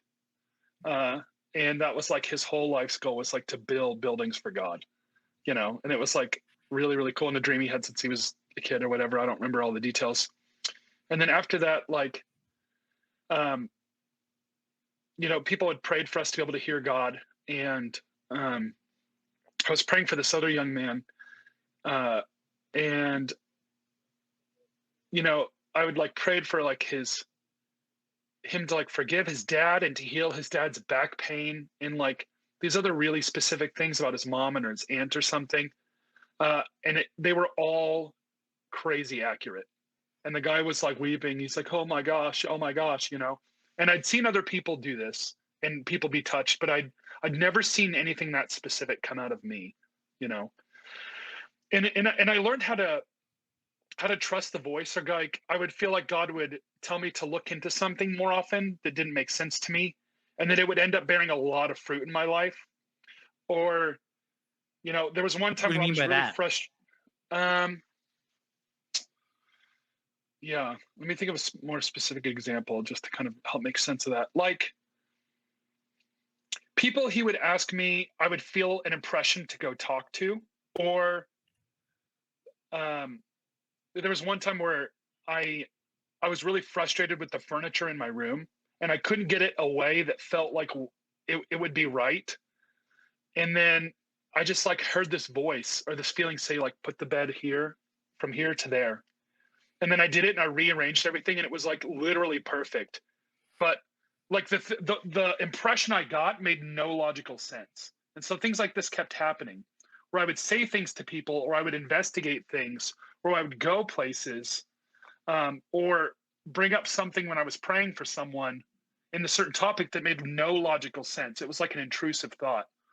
But then I would pursue it to see it was God, and it would always bear way more fruit than whatever idea I had at the time, where I would see it play out in real time, and so at least for me, I started kind of learning what sorts of things started working out and what didn't, and it's not that every thought that comes into my mind is God, but it gets easier and easier as the time goes for me to understand the kind of characteristics that define the things that are actually God's leadership in my life, and the things that are just my thoughts or a manifestation of anxiety or trauma I've had before. And the voice is more connected to that. Like, I feel like usually when it's duty and obligation related, it's kind of ironic that that's actually what started my journey in God. But anything that's like duty or obligation related, I found is actually usually just an accusing voice from within me. You can call it Satan or just triggers from my childhood. And anything that like brings back to shame, I've learned is actually not God's voice. It's always empowering, it's always liberating, and it's always hope-filled, which is really, really interesting, because that's tends to be the opposite experience we have in Christian culture. But it seems to be a consistent theme, especially when I start comparing notes with my friends who hear from God really well, or have like a long season where they're having the exact same experience as I am, and they're hearing the exact same kinds of things. So which is really cool. Are you hearing things that are like uplifting or hopeful or always? And that's from almost exclusively from God. Yes, yeah, almost exclusively. Okay, and So now you're hanging out with these guys. You're learning how to channel, Mhm. in your own words, channel God's voice through you, essentially, right? Yeah, I'm learning how to discern what is me and what is the voice of God. Okay. Yeah. And so now you're seeing things happen in your life, or seeing Hmm. things change, that the only explanation that you can defer is that God's speaking through you. Yeah. I mean, if you can always make a case for literally anything and find evidence for it, I mean, you'll see people No, we're debate going on theological your topics, truth, right? but yeah, but in my experience, I kept getting confirmation that the path I was on was leading me to get to know God in a deeper way. And so around this time, I was going to this Christian college, and it was run by like ex-missionaries and pastors who were speaking from experience rather than just from theology. And I was really, really touched by their stories and their journey of learning to hear God for themselves, And I started seeing all these parallels, and how these things started to work out. And then the church I went to in high school, I found out didn't have a youth group anymore. So this was First Baptist Longmont. And I was like, well, I've had 2 years of college, Christian college. I can be a youth pastor. Turns out I was drastically underqualified, but I decided I was going to start a youth group, and just kind of pursue what it looked like to do ministry. How are you underqualified? Just in education or just experience? Experience. I was not very good. I was still way too agreeable, and I didn't know how to handle like discipline, or when kids were like, being verbally abusive to one another. I didn't know how to intercept that and get people back on track. I thought it would just come naturally, but it didn't. So I was really good at teaching and caring about kids and like kind of counseling them and giving advice and praying for them and, being there for them during their really hard times. But as far as like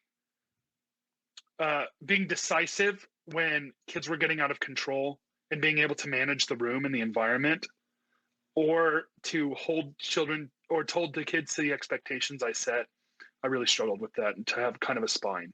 I was way too agreeable, and I got kind of walked all over. So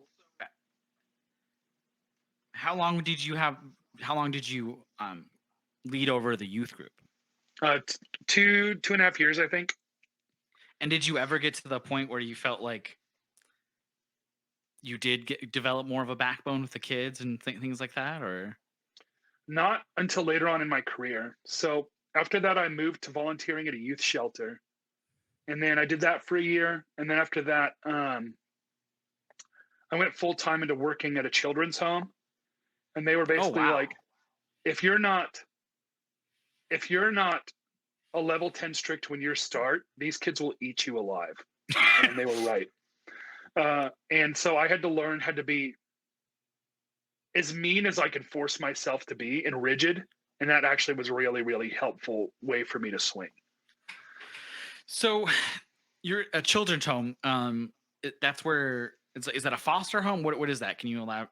Yeah, it's foster children that lived in house, like an institution that was operated out of a house in Colorado, Denver. Okay. And what was your job there? I did direct care the first 3 years.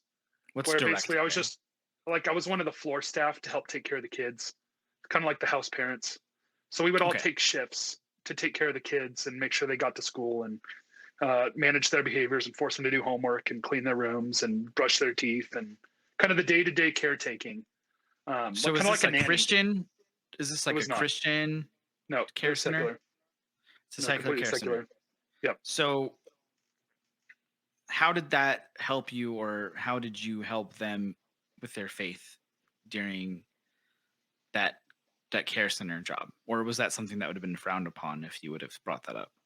Yeah, no. Yeah, in that kind of environment, you're really not really supposed to be proselytizing. Like some of the kids who kind of identified as Christian and liked to pray, they'll say, "Hey, can you pray with me?" or something. Like when you're tucking them into bed, and then you can like kind of bow your head with them and let them talk. But they really encouraged encourage No, that makes staff to sense. not evangelize to the children. That makes sense. I was just wanting to just kind of see. Yeah. But that did help you as far as like you becoming a better leader, would you say? Yeah. Yeah. That's a good way to put it. Yeah. I felt like I was a really good counselor and I was a really good friend, but I wasn't a strong leader. And that really helped me develop my leadership. And I've actually learned recently in some recent ministry projects I've been in, I've still struggled in that area of leadership, of being disagreeable enough to stick to the vision and to know when people are giving me legitimate feedback or when they're distracted and triggered and I just need to move on in spite of their complaints.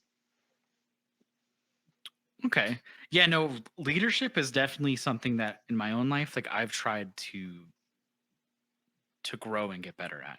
Because I feel like no matter what you believe in or anything, if you're a man in particular and you want to be the leader of your home, then there's skills, and obviously it's a team thing, but I think just having leadership skills in general are very helpful. And even as a woman, I feel no matter what, I feel like you should develop leadership skills. Yeah, it has to do with boundaries and expectations, which is really helpful, especially when you're dealing with people who have more toxic or manipulative tendencies. Otherwise, you'll be pretty easily taken advantage of. And I know we've talked kind of off the record about some of that stuff in our experiences with really unsafe or manipulative or selfish people that are really looking for agreeable people to manipulate and to influence. Oh yeah. Well, and I think I've gotten a lot better with age of being less agreeable. But yeah, no, I definitely see where that can be a problem, you know. But so now that you've developed this more leadership skill, did you go in more missions and stuff like that now that when you were out of college and your experience? So I was still finishing my degree at this time. But I tried to go basically on a mission trip every summer. There was always somebody going somewhere. So whether it was like Puerto Rico or Guatemala or Rwanda, there was always a church or a ministry I used to be involved with or something going somewhere. So I would just go whatever they were doing, you know, and just kind of just keep that fresh and keep pursuing that and try and figure out what it meant to be, you know, a missionary. Is this after you were with those guys that kind of like, where are we when you started going on these mission trips? As far as I started in high school and I just kept going every year. So even during college, you were going on these mission trips. Yeah. Okay. Because I just think that for anyone that's listening or watching, like that's something that they'd want to hear. You know, like you're going to these, because that's a place, you know, that you're going to. You know, your journey is bringing you these places, and I would like to think that you're being brought there for maybe a purpose, or there's or I'm thinking in your own mind, you know, you're being brought there for a reason. Would you agree with that, or? I'm not sure I understand the question. Sorry, I'll elaborate. So do you, I'll just be direct. Do you feel like when you were being on these mission trips, that there was a reason you're being brought there? And maybe those reasons may be different each trip. Yeah. But like either to be shown something or to grow as a person, or I mean, 'cause obviously you told me earlier in the podcast that your goal was to go on these mission trips. Yeah. And my goal was to live a career overseas as a missionary, you know, and I couldn't figure out where the door was for that or the timing. So I just kept going on these really short 10-day, 14-day trips just as often as I could, just to get as much exposure and experience as I could. So it was the biggest fruit I saw was me learning to understand the world of ministry and also the way people live and what their biggest needs are. So it was really kind of an educational experience for me to understand what I wanted to do, what need there was, and like what was my unique gifting and passion and what I could influence with the way God has wired me. Like if I was a missionary, would I be going through jungles trying to find tribes and translating the Bible into their languages, before they ended up killing me and eating me? Or, was I going to be plant a house church in Scotland and try and get people to come and tell them about the God who's real, and he doesn't just live in books and hymns, but he actually wants to have a relationship with us and speaks to us now? Like, I had no idea what being a missionary actually looked like, and that was what I was trying to discover, was what was my niche and what am I passionate about? And I think I'm just now starting to discover what that is probably going to look like for me in the future. So what's like the notable things, and if this is a little broad, I can try to narrow it down, like notable either people you've met or things that you've seen on some of these mission trips you've been on? If I'm fully honest, I've learned how I don't want to do things and who I don't want to be more than who I do. I'm a big believer in not deciding what I want to do, but who I want to be. And I've really run into a lot of like really dysfunctional models and dysfunctional ways of approaching things, or dysfunctional personalities along the way, that have kind of helped me refine what is and isn't important to me and what my values are in ministry. So there's been a few individuals that I've been like really, really inspired by, but for the most part, I've learned a lot more about how to do things badly than inspired on how to do things well. So I got a lot of information on what to avoid and how not to love people and how not to pursue and how to not do ministry than initially I did on the solutions and what are the alternatives that we actually have. Well, I'd say a lot of times you learn more from your failures than you do from your victories. Mm-hmm. And from other people's failures and incompetence. Yeah, your own and others. Yeah, because that's where the growth happens, right? Yeah. Yep.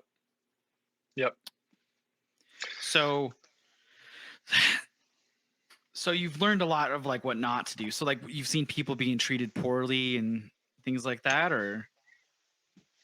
Yeah.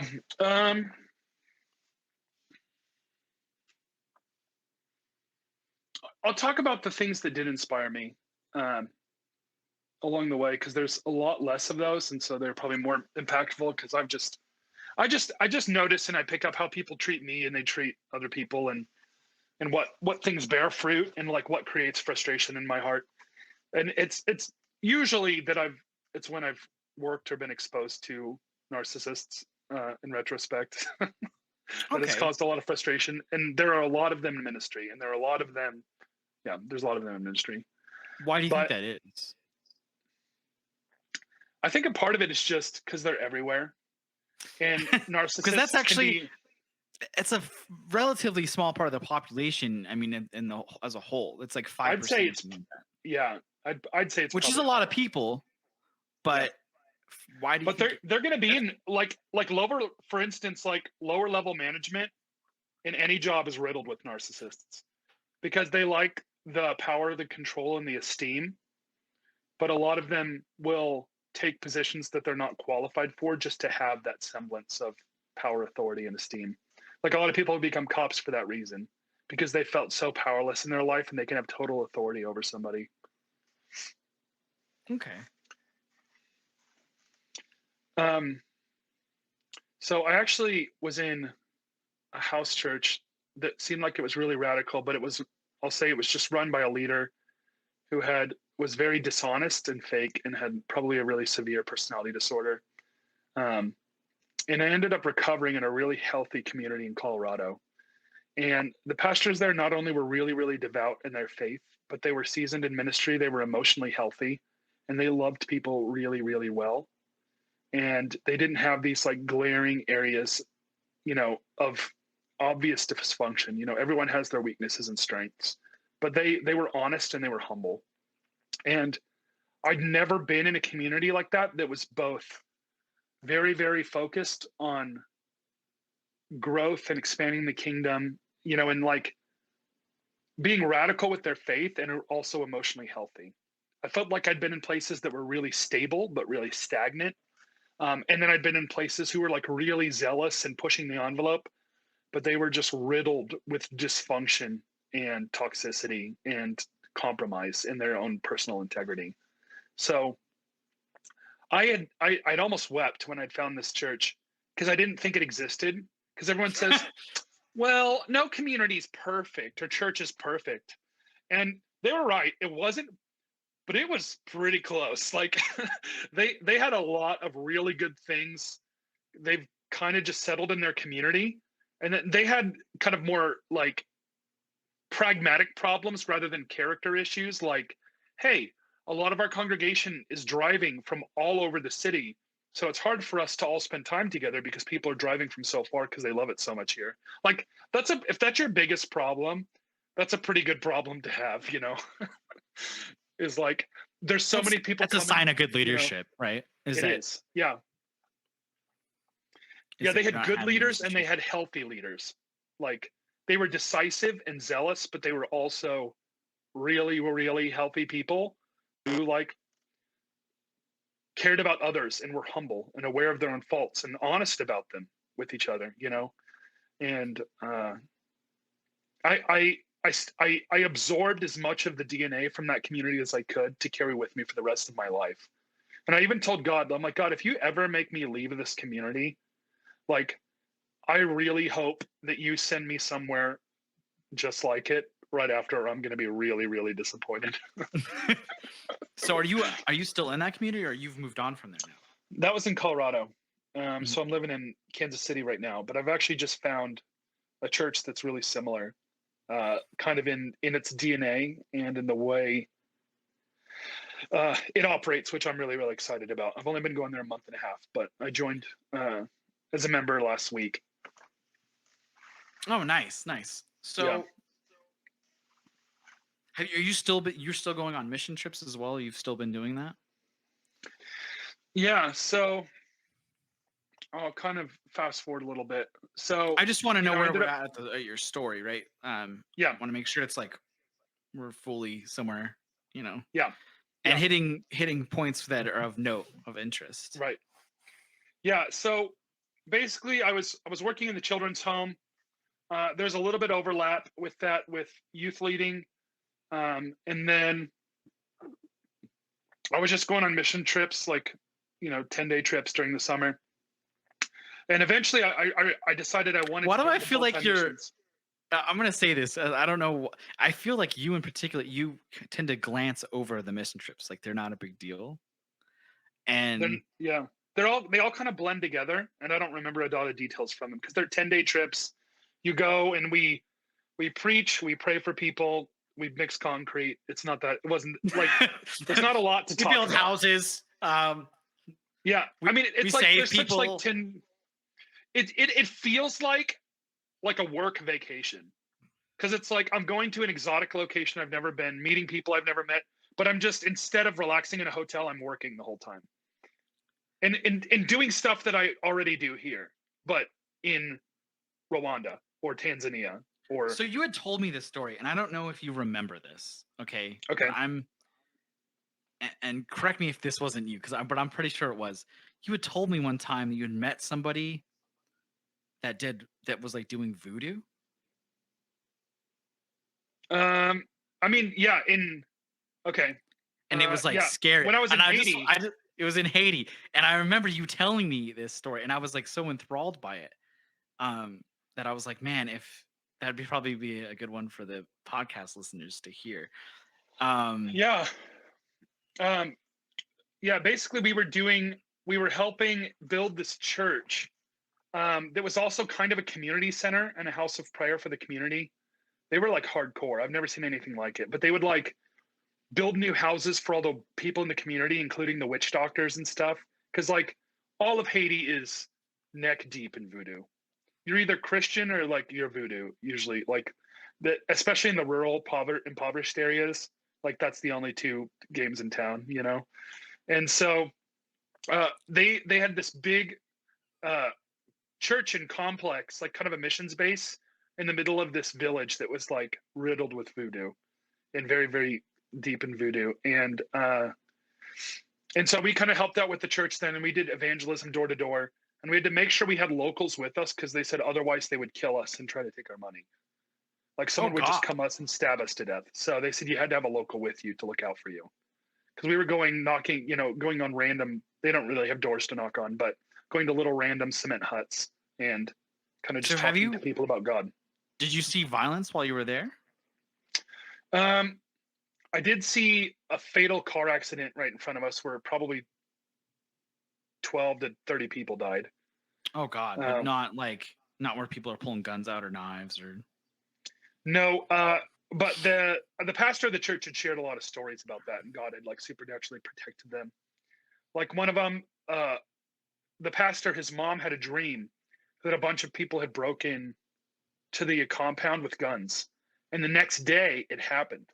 A bunch of people had broken into the compound with guns, and to try to rob them, and they'd climb the walls and to kind of like get the Christians out because it's for whatever reason. I don't know if they were just looking for resources or if they were like offended that the Christians were diminishing the voodoo presence or something.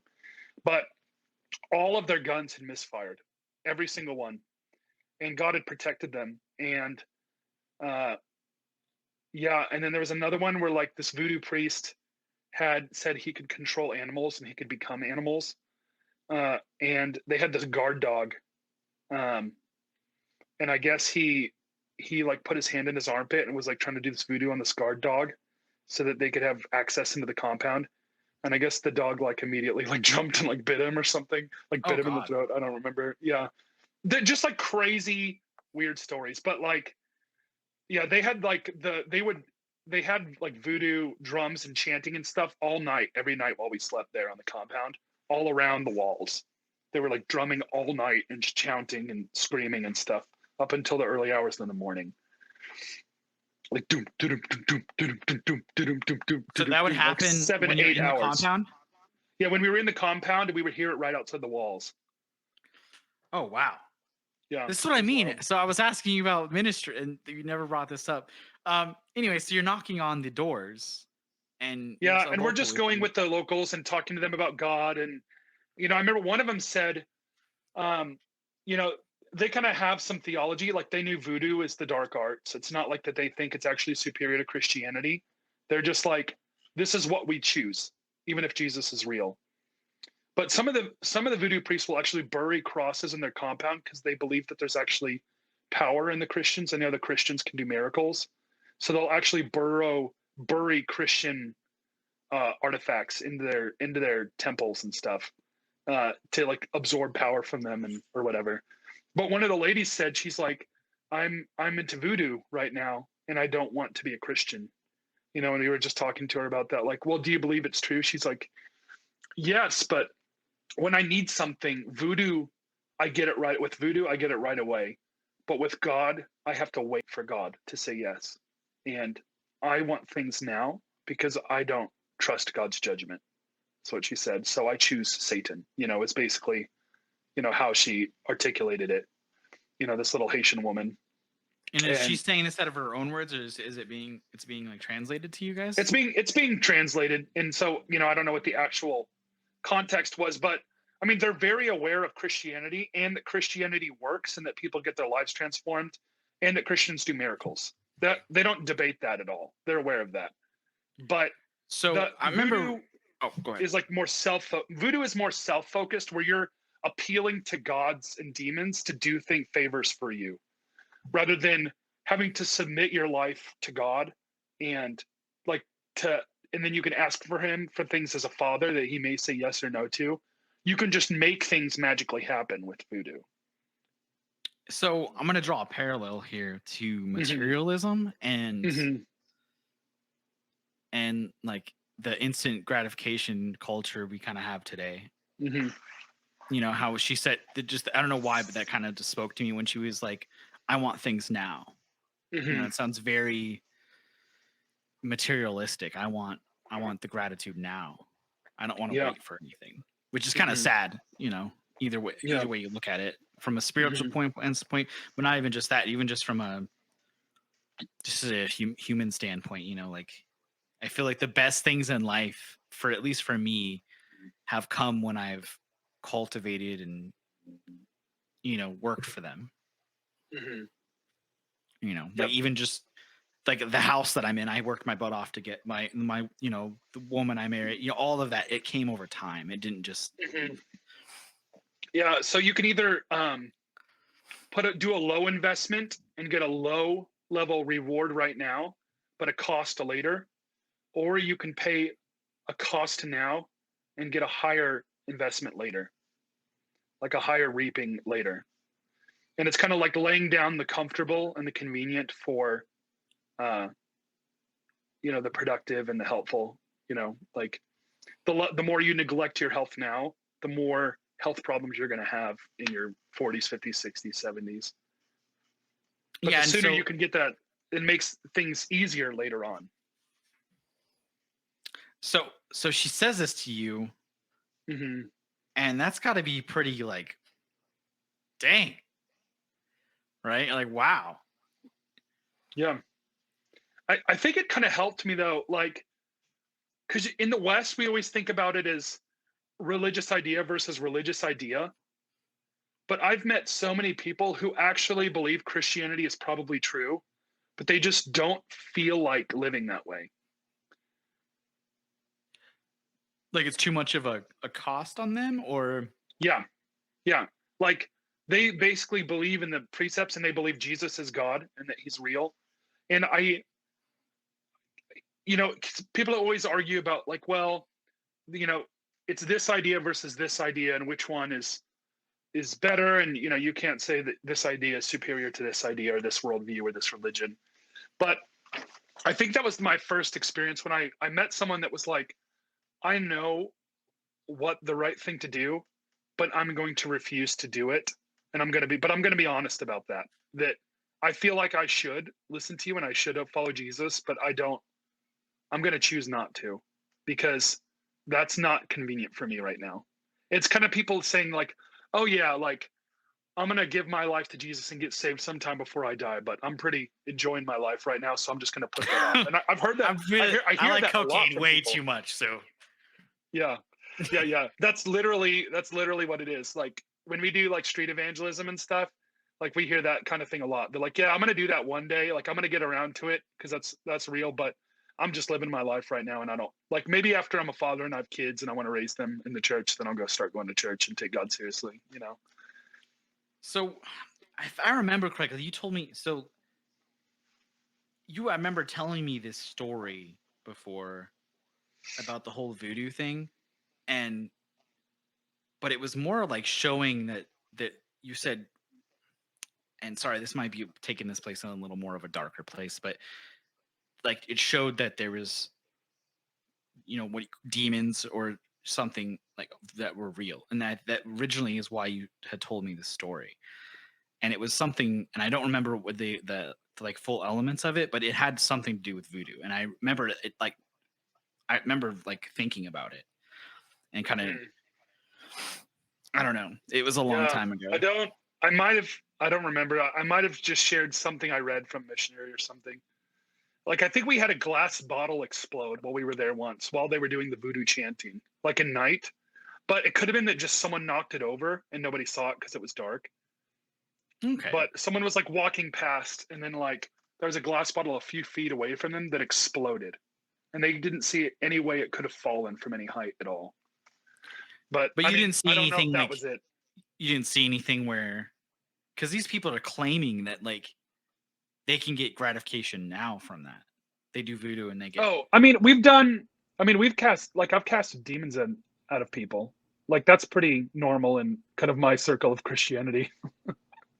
And you see them like manifest and their eyes roll back in the back of their head and they scream and stuff. Like, I've seen that a lot. Yeah. So how does that even come about? Where like you get to the point where you're throwing demons out of someone? It's usually an invitation, and like it's usually at a church service or a revival meeting that they're doing for the community. And then people will come up and they say, I have this problem, or they'll say I have a demon, or this figure comes and visits me every night, or this dark figure, and we're like, oh, we know what that is. Like you kind of learn when you do ministry a lot to kind of like what's more of like a psychological issue, and then sometimes it's really obvious to tell like, oh, you're just being tormented by an evil spirit, And I think the church has not done a good job distinguishing that. And they're like, oh, you're addicted to cigarettes, that's a demon, you know? And they're like, okay, like they're really just inhaling a lot of nicotine. Like there's a completely scientific explanation of what's going on. Like, but I mean, demons are 100% convinced they're real. I mean, and I've just had too many encounters and things to, and it's funny because they're everywhere I've been. Haiti, Puerto Rico, Rwanda, Tanzania, America, Scotland, you know, I've cast demons out of people. What's really interesting is you see more severe reactions from the people in third world countries, which is really interesting. Almost More like they hide severe? better here. So, like more outwardly demonstrative, where they're like physically manifesting and like freaking out or talking in weird voices and stuff. I mean, that happens here too, but I saw it a lot. It was a lot more common and that might have been because like people are visiting witch doctors and stuff, you know, for like medicinal and spiritual needs in a lot of the places where we did ministry. Like, But, yeah, I there's keep more thinking, going on I keep there? forgetting that's like weird. I keep forgetting that's like weird to people outside because that's just like Yeah, a like- normal part of my life now. Like, Yeah, so this is kind of I funny. don't The even think reason to talk about it. I knew there was things that like I was like, I gotta drag some of this out because I know seeing things that I think the modern, Yeah, you know, people that aren't in the church or aren't engulfed in yeah, your like life, you know, would mhm, be like, what? You know, it's like yeah, shocking to them to hear these things. mhm. And I've probably seen like hundreds of instantaneous supernatural healings. Like that stuff just happens. What do you That's a mean? normal. Like, so That's like a normal like by part of life. people like they're like I can walk again, you know, kind of thing. Like, I've seen a couple of those. It's a lot of times it's like, hey, I broke my wrist. We lay hands on it. All of the pain is gone, and they don't need a cast. oh man, I have this ankle issue, bro. Yeah, I'll pray for you, bro. I haven't seen as many lately. I don't know why, but I used to see them all the time when I first started getting into So it. my dad was really into Benny Hinn, Yeah, yeah, and I don't know why something just rubbed me the wrong way about Benny Hinn, but yeah. That's pretty common. You're not the only one with that experience. yeah, it's something I didn't like him, but he would be one of those guys that'd be like, "You're saved," and you like put his hand on you and like throw you down, or like I'm Let casting the demons bodies out of hit you the kind floor. of thing. Let the bodies hit the Yeah, floor. I feel like I need to make a. They did. They have that video. You can montage. actually watch it. I'm gonna Yeah, go it's a watch it now. montage set to Let the Bodies Hit the Floor, and it's Benny Hinn. It's pretty great. Yeah, so But also, Bodies Hit the Floor. I've never seen it at the level, you know, that you see at the Benny meetings. I don't really have a strong opinion about Benny. Like maybe he's the real deal and he's like super eccentric and maybe kind of annoying. I don't know. Or maybe he's like completely fake. Because there are fake people out there. I have no idea. I don't really care. That's not relevant to me. But I've seen similar things on a smaller scale for sure. Like people falling down who did not believe in falling down and just completely out of control. This happened a lot when I was in Africa at mission school. Like I had friends that did not believe in miracles. And then all of a sudden they're running in place for 3 hours and they're not able to stop. Like they did not believe in this sort of thing. But then people were praying for them and then it just happened and they did not. They're like, oh, guess this is real because it's happening to me right now. I don't have a theology for this, but it's happening. So, oh man, so that's what I mean. So, hey, did you see anything similar like on other trips though, where like you were talking about how there was the whole voodoo thing, but like in other places, were there other things that were like odd or Yeah. I of mean, note? yeah. I mean, that was probably one of the more intense, and that was before I got really deep into kind of the charismatic Christianity. That was actually before my doubt period and stuff. When I was in Haiti, but we haven't done a lot of as intense village outreach stuff. It's been more like church ministry in small cities, you know, in the places I've been. Or, Okay. you know, I taught at like a pastor's conference in Tanzania or something that was out in the boonies, but we weren't in like a tribal pagan village or anything. Okay. So Do you think you would make more of an impact now that you've been through your experiences? Or yeah. And I think it depends on where you're going and what you're doing. Like they really don't need a bunch of unskilled labor Westerners to come mix concrete for them. Like they can do that themselves for a lot cheaper and a lot quicker. But so I don't know, like there's sometimes where you just need more volunteers, and maybe like I've ministered at some churches, they didn't maybe have a lot of believers who were equipped in ministry to cast demons out of people or to pray for healing. Like they didn't have that kind of confidence and experience. So me being on that team and being able to pray for more people was really, really helpful. You see people set free or healed, or or you were able to prophesy over or whatever. Was really cool. And like there were some trips I went on where there were so many people who were in line for prayer, but it had gotten so late we just had to leave. And then there's some people who just didn't get prayed for because they were at the back of the line. And if we would have had more volunteers, we would have been able to talk with everybody. Okay. So it was cool to see like some of that really personal life transformation stuff. Or one time I taught a sermon to a group of children in this tribal village in Rwanda. That was really, really cool. And that was probably one of my favorite experiences, actually. We are getting shorter on time, so I don't know if there's anything you wanted to cover.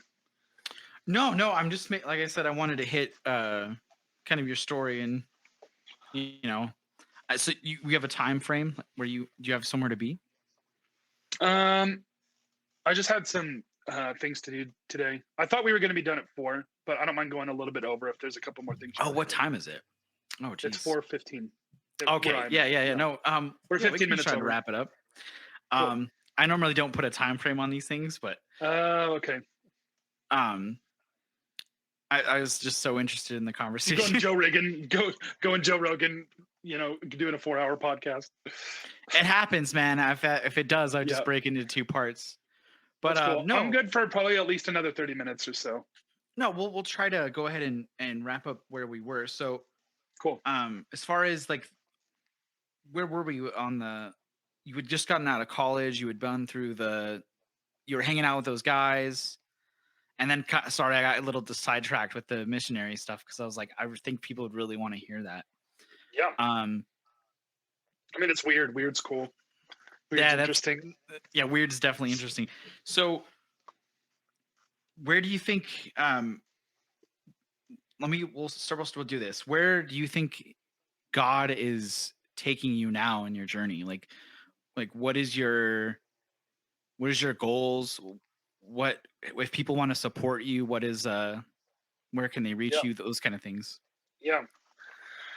So what I'm doing right now, I'm actually a full-time missionary in America right now, basically. So I work with this missions organization called 111 Global. And what they do is they help churches and other ministries build a culture and a community of like worship and prayer for people who are wanting to pursue that. So they'll come do training on how to start long prayer meetings and stuff. They're really convinced or kind of inspired by the book of Acts in the early church. It says they used to meet daily to break bread and to pray together. And you don't see a lot of churches doing that. They kind of have their Sunday morning service, but people aren't like meeting daily in like a home environment. So one of the things they really try to do is build a culture of prayer. So actually, half of my time is spent in the prayer room. Of my 40 hours at the organization is spent in the prayer room. They do kind of like musical. It's like worship music mixed with prayer, mixed with like a singing Bible study, where a lot of times we'll like open up a passage of scripture and someone will read it, and then we'll like sing aloud kind of our observations and play off each other. And then there's musicians that are like just going at it. And then we'll like pray for Ukraine or natural disasters that are happening, or pray for our community, or pray for each other, or pray for like, just national or global events, pray for the new president, whatever, or just issues that are going on, or ministries that we work with, or projects that we're working on. and we'll just pray from those on a microphone set to music, and then we'll sing those prayers out loud. So it's just a way to like, yeah.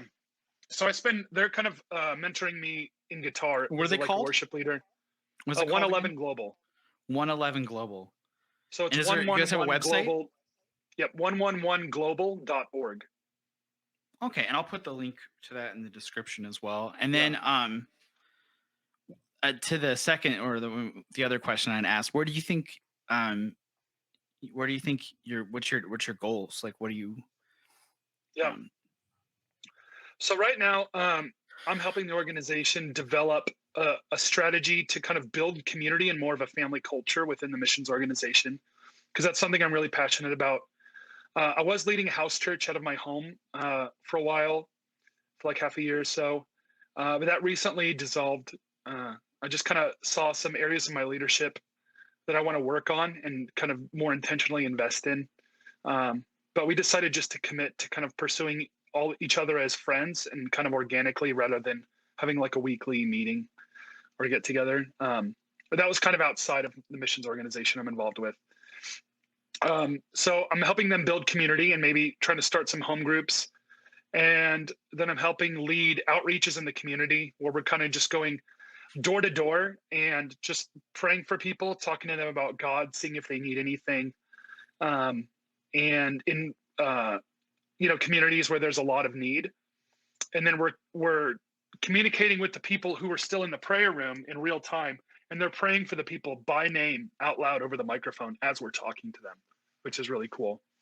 And just praying God for to open doors into their hearts, or them to know they're loved by God, or to pray for sickness or anything that they're wrestling or struggling with, or to meet practical needs. So those are kind of the primary areas I'm working on with the organization, is helping them build more of a community environment and helping lead outreaches. And then I'm also being mentored as a worship leader and a guitar player, kind of in the prayer room context. And that's something I'd like to take in the future when I'm planting house churches, or trying to start new communities, so I don't have to find a musician who's willing to commit to every week. I can just do stuff, or go do ministry out in the boonies in Africa, or something, and just bring a guitar and just worship with people. One cool opportunity we did get is to go into a couple of homes and lead worship for families in their living rooms.